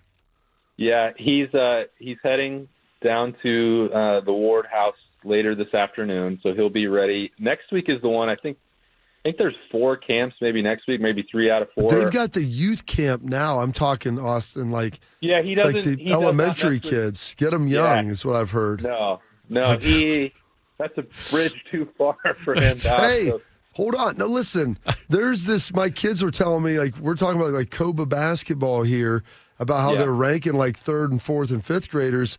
I said, listen, they got a subscription site. This might be a new thing. I'll help Berm do it. If he needs someone to sit there and help grade these elementary school boys, I can help do that with him. Well, he does need an expert talent evaluator, and I guess that's where you would come in with. You see a lot of youth sports and how that translates. You can make the projections. I think that's a great idea, Bob. I'll stay out of it. I don't want to be involved in that aspect of the business, but it's a great idea. He'll be here. Berm will be down here later. He'll get out there pretty early tomorrow to start getting a feel for that. There's 5 of those one-day camps that move the needle. Next, I think he's just going to be living in my house next week. But I'm nervous for this because he's been having, if you've been paying attention, all kinds of issues with his house. Yesterday, his garage door broke. His well ran dry. His water heater had to be replaced in the last month. So I don't need any of that bad juju around my house. I hope that is just unique to his home situation, and it's not some sort of curse that is on him. Because if he shows up here and my garage breaks or, I don't know, the dishwasher explodes, we're going to have a real problem. I'd say Sharks ran dry a long time ago. When you get in your 60s, that happens, though. I didn't know he stayed with you when he comes in town. Yeah. I want to listen, I want to have cameras there. This should be a reality show with what you guys, first of all, it's got to drive your wife crazy.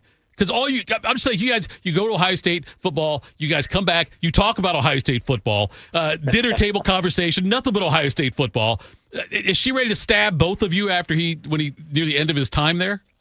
Well, Allie loves Ohio State football. She was born and raised here.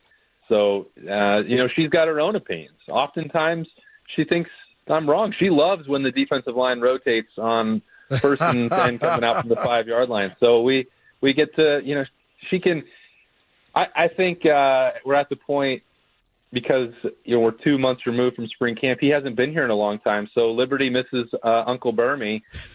She's excited for him to get back. So, I think it's a lot, and I'm blessed with a saint of a wife and a daughter that loves to have more people around the house to entertain her. So it is a unique situation that we have since Berm lives 1 mile across the border into Michigan. But, very, very supportive wife who also wants me to continue covering Ohio State football forever so that she can have as much insight into her favorite team as she possibly can. Do you have built-in babysitting while he's here? Can you and the wife just say, you know what, Berm, I'm glad you're here. We're going out to dinner tonight. Do you do that? Do you ever take it? Because I would. No, Liberty babysits Berm. Okay, that's fair. That's fair. Gotcha. Austin, thanks for the time, brother. Best of luck there on your podcast there. I know you guys are doing some bang-up numbers there, so keep it up, brother. We'll talk again next week. Will do. See you guys. You bet. That was Austin Ward there. The Beat with Austin and Berm is available on 10 TV Plus, that app there. Make sure you just do search Austin and Berm wherever you get your podcast, and you'll be able to find them. It's always great stuff. I love talking to Austin. Coming up next, we'll wrap things up and tell you what's got us juiced. My muscles ached. I was tired all the time. My son had a full-blown asthma attack. It came out of nowhere. The unsettling thing about some symptoms is I had a fever and these terrible headaches. you don't always know what's causing them. It was Lyme disease from a tick bite. I had Zika virus from a mosquito. He had a reaction to cockroach allergens. Threats to your health can come from unexpected places. Get the facts. Visit pestworld.org. A public service message from the National Pest Management Association. What's this? A letter from the Selective Service System? Now. Hey, Steve, it's me, Future Steve. You're me? Yes, and you need to register with SSS or we won't get our dream job in 10 years. Save our future. If you're a man aged 18 to 25, visit sss.gov to register today. It's required by law, and it can open the door to many benefits, like federal government jobs and training. That was easy. Thanks, Steve. When it comes to a gun suicide attempt, all it takes is a moment. Heather and I had an argument just like any other couple. I was lost. I had snapped. I had a gun, and I was going to take my own life. Heather helped me realize that there was still a life to live. For the better of myself, my family, my weapon is now safely put away. A moment of crisis can happen to anyone. Store your guns, locked, unloaded, and away from ammo. Hear more safe stories at endfamilyfire.org. Brought to you by Brady and the Ad Council. Dangers rarely lie out in the open, so no matter where you live, it's important to know harmful pests can hide in and around your home. Here I come! Rodents and cockroaches are drawn to food waste and garbage. I know you're out here. Ticks lurk in tall grasses, and mosquitoes lay eggs in standing water. I can hear you. Rodents, ticks, and mosquitoes can all spread dangerous diseases. I gotcha. Seek the facts you need at pestworld.org. A public service message from the National Pest Management Association. Respiratory syncytial virus, or RSV, is a common seasonal virus, but it can have major implications on a patient's heart health. Most RSV cases involve mild cold-like symptoms, but up to 160,000 adults are hospitalized each year for more serious cases, and RSV can escalate chronic health issues. If you're over the age of 60, talk to your doctor to find out if the new RSV vaccine is right for you, and learn more at heart.org/RSV. There's danger out there. It lurks on highways and quiet neighborhood streets. It's more likely to kill you than a shark, and more terrifying than the biggest snake. Distracted driving claims lives every day. Every notification, swipe, social post, video, or selfie while driving risks your life. So while you might think public speaking or the zombie apocalypse is scary, what's really terrifying and even deadly is distracted driving. Eyes forward. Don't drive distracted. Brought to you by NHTSA and the Ad Council. Bobby knows what it's like to be a winner. Tito knows what it's like to be thrown out of an all-you-can-eat buffet. You're here 4 hours. This is Morning Juice. Morning Juice, final segment of the program. Bobby, I said in the chat with our loyal juicers, by the way, thank you to all of you guys for participating. We love that. The 2 hours fly by. Oh, yeah. You know, I used to think the 3 hours flew by when I would fill in over there on the other, in the grown-up studio. Some people just when they're around me, time just, it's a flat circle. Just keep spinning, man. People all around the world believe the earth is flat. Let's do what's got you juiced. What's got you juiced? Sponsored by Billiards Plus. Find your next grill and everything you need for the master griller. Billiards Plus on Dublin Center Drive in Dublin. If the day starts with a W, then we go to Bobby to start things off, right? Wednesday. How many days of the week start with the W?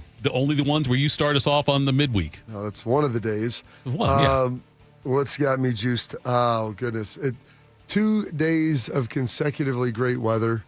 Maybe even more than that, but just the last 2 days have been really nice. It's been nice and hot here in Ohio, so that's great. It's camp season over at Ohio State, and so watching all the coaches walk around, like as tough as recruiting is, dealing with the camps is sometimes a little bit bumpier even. The things they got to go through. It's a long day over there, but they've got the youth camp going on right now, so kudos to them. Get to see some of that and have a little fun with it as well. Watched Big Daddy last night with the kids. I saw about probably the last third of it. Oh, I thought you meant Keels. No, not The Big movie. Daddy, the movie. Okay. With Adam Sandler, which is it's good, man. He's so young in it, but it's very funny. They did a great job. My kids love it. And my son Caleb just refers to him as the golfer because that's Adam Sandler. I mean, he is Happy Gilmore to him. So he loves it. And then, that was exciting. Got some meetings today, some different stuff going on, and finalizing some of the details for the rafting trip that I'm taking my son on this weekend. And then I stumbled on this little New River Gorge. You go New rafting River this Gorge. weekend? Yeah. Wow. New River. Who's going with you? Cullen. RJ's coming too with one of his buddies, but Cullen's heading down there. So yeah, That's a couple of his national. friend- That's a national park now. Yeah. Well, because they do the bridge jumps once a year. Where is it? It's in Beckley, West Virginia. Okay. Yeah. We went for the first time I'd ever gone was for Romo's bachelor party. And then we did my brother's bachelor party down there. And I've went back a couple of subsequent times. Went twice last year, once with my high school buddies, once with some of RJ's friends. And, it's a pretty nice little area. And the kids have fun doing it. It's a nice little active kind of day trip. And so, yeah, we're going to do that again this weekend. Water might be a little cold, Bob. Dude, we did Romo's in May. Ooh, gosh. It was very cold. Yeah. It was very fast. It was cruising because he got married on Memorial Day weekend. So it was in May at some point. Like, it was chilly. I had brought a bottle of vodka to keep me warm. What, you going to bring that with the kids there? No, not with the kids. It's going to be June. It'll be hot outside. The weather will be fine. It's one of the only rivers that actually starts south and flows north in North America. Wow. The water comes out of North Carolina. Is it like canoeing a Mohican? Similar? No, it gets aggressive. It can Well, get no, I've aggressive. got to look. I was a Mohican one time, and the water got so honestly, this is the truth. I took 6 kids and went canoeing there, and we had to call. We got stranded. This was before selling. We got found, but the water got so rough that we couldn't go anymore, and so we had to wait for someone. We couldn't even finish the canoe trip.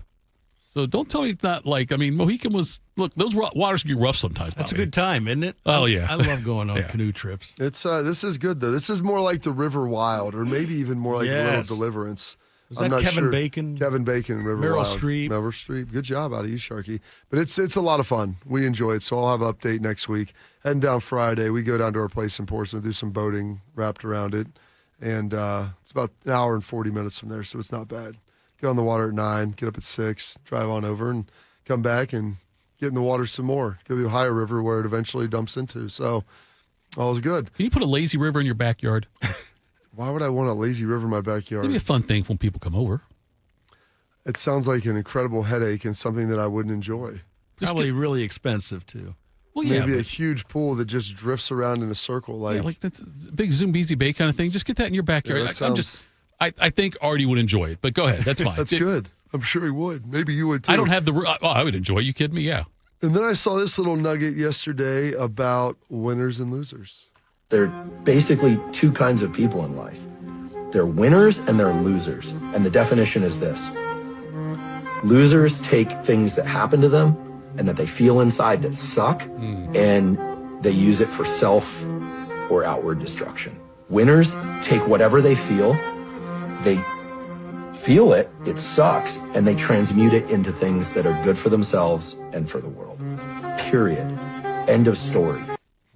I mean, they've always said, life's 10% what happens to you and 90% of how you handle it. And listen to that, I was like, this guy's a psychologist. My dad used to say that, but I mean, he was just my phys ed and gym teacher and health teacher. But if you're going to give me a clinical psychologist that tells you that, well, then maybe there's something to it as well. All that's got me juice. Shark, what's Slay's got to say? I like the real cookie dough where you go in and it's in the bowl, and you got the little scooper and you scoop it out there. I'm not going to lie when I say if I want to have a little side nugget like dessert, I'll just eat an entire row of those. And they come in like batches of 4. I don't know how many are in the packet, probably 20. I just make sure like everything I do, it's kind of feng shui. Like if there's 4 in there, I can't just eat 3. I'll just eat the 4th. Mm-hmm. Like I said, half the stuff he talks about is food related. And that's why we love Schlegs. Bobby mentioned how warm it was yesterday. Our pool at our condo complex opened the Friday before Memorial Day.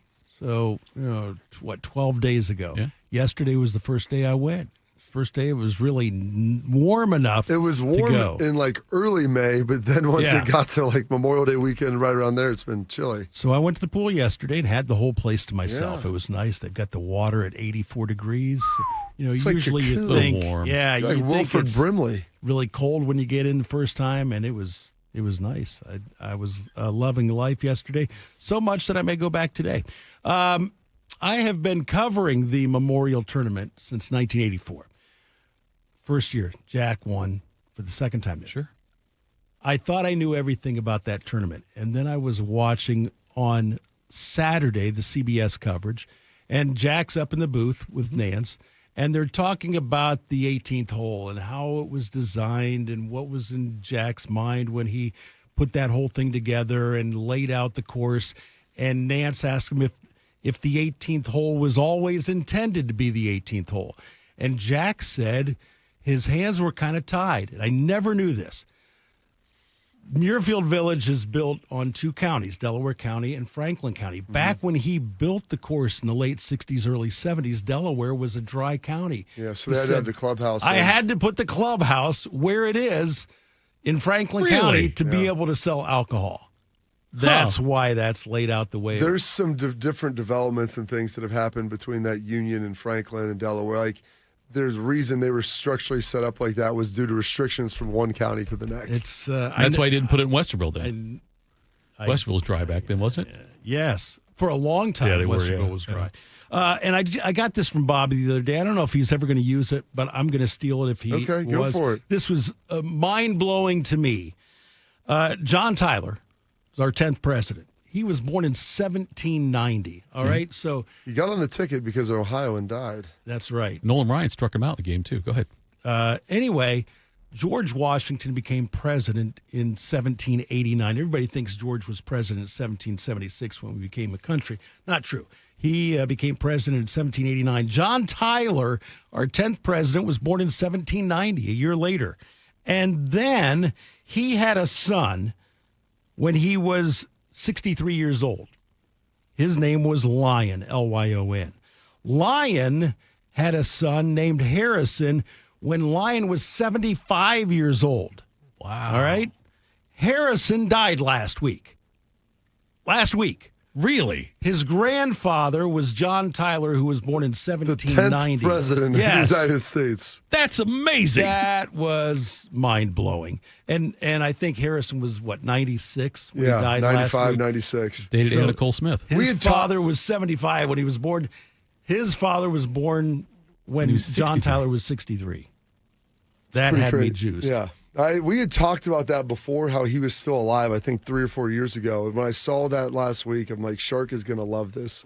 Loves the presidential history and the fact that that's incredible. It's unbelievable. It almost is truly unbelievable. So when I tell people my great-grandfather was born during the Civil War. Yeah. That sounds like a long time ago, and this was before that, obviously. So he was born the year, he was born, his grandfather was born while Washington was president. Yeah. Like, that's what's amazing. So from 1776 to 1789. You're fighting the British for some of that. Some of that, I'm sure we were. Country was run by the Continental Congress. Okay, so there wasn't like a one person. No, there were like 12 people, 12 presidents, if you want. Okay, that's what I was saying. So, so there was no. Well, they were drafting the Constitution. They put together like how it was going to work. Right. You couldn't elect a president, so you figured out how we would elect them, what their role was. When they called me, there wasn't like a leader, like a specific guy, like, hey. A supreme leader. Right, like a king. Hey, Henry, it's your turn, or whatever. Like, there was nobody. So, that's what I wondered about, because we didn't have a president until then, so we had 12 leaders from that time. They were drafting how you couldn't install a president because. Someone's got to be in charge, though, Bobby. Someone's got to sit in the one chair. Is that true? Listen, we just pushed back the British. They'd figured it out. It wasn't like writing the Constitution where you had, Jefferson doing red lines and then he emailed it to Franklin. Like, that's not how it worked. They met. It just felt like, though, it feels to me like somebody should have been the one. I think it worked out. I mean, whatever they were doing. Hey, the U.S. of A. has been okay. But I'm saying that it just seemed to me for that 13-year span. Yes, I know they had to write a page. I get that. But it just seemed like there should have been somebody, though, this is our leader. And not just like a bunch of guys. They wanted to make Washington king.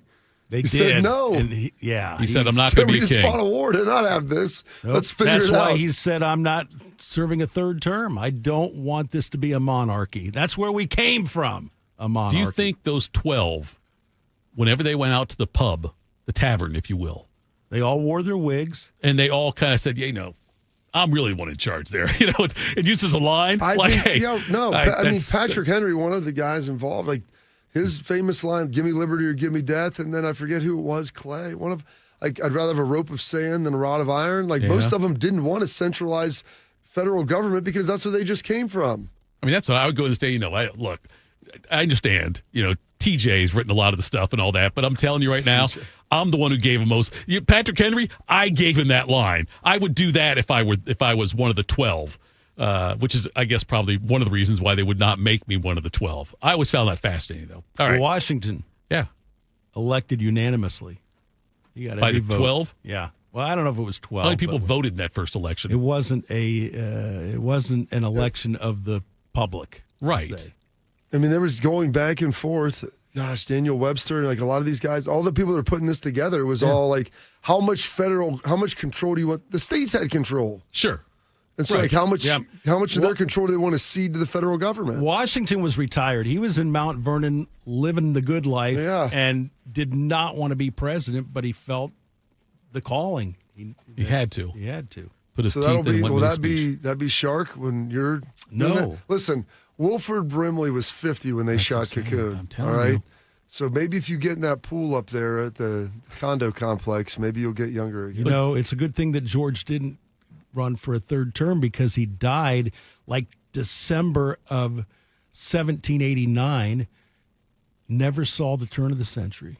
He was weeks away from it. He died in 1799. 99, I mean, yeah. Yeah. Say if he died in 89, that'd be quite the story back then.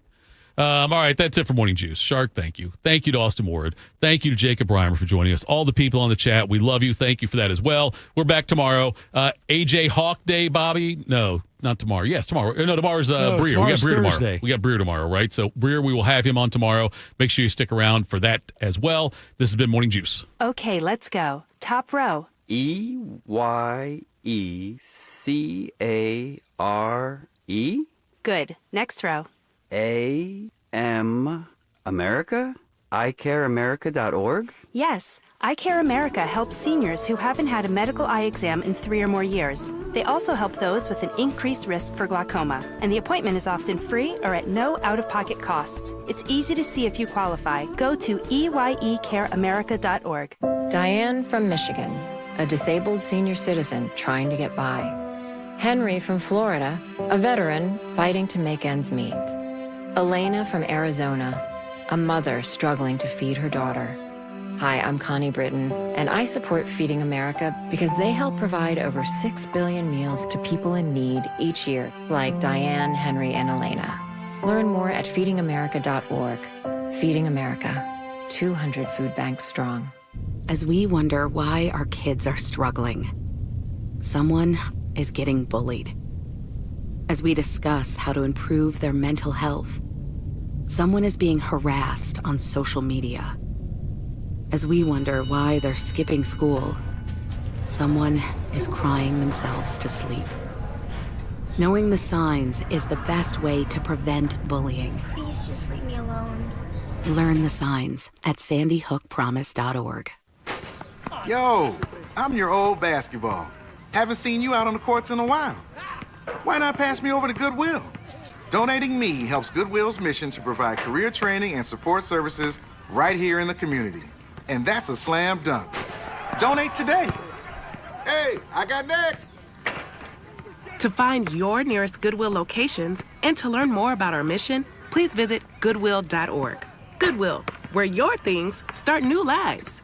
I thought mixing bleach with my floor cleaner would take the stain out. When my youngest ate the dog's medicine, that was a new one. I was trying to protect my garden, but I accidentally sprayed myself with pesticide. So I called 1-800-222-1222, the poison helpline. A poison expert helped me figure out what to do next. I was connected to someone who spoke Spanish. They answered my questions. It was free. It was confidential. It was real help in real time. Keep the poison experts in your pocket. 1-800-222-1222. My name is DeMar Hamlin. I play for the Buffalo Bills, and I play safety. CPR saved my life. I've teamed up with the American Heart Association as a national ambassador to help create a nation of lifesavers, turning bystanders into lifesavers through CPR education and access to AEDs. Nearly 3 out of 4 cardiac arrests that don't happen in hospitals happen in homes. Join me to ensure everyone has the chance to live longer, healthier lives. Visit heart.org/nation.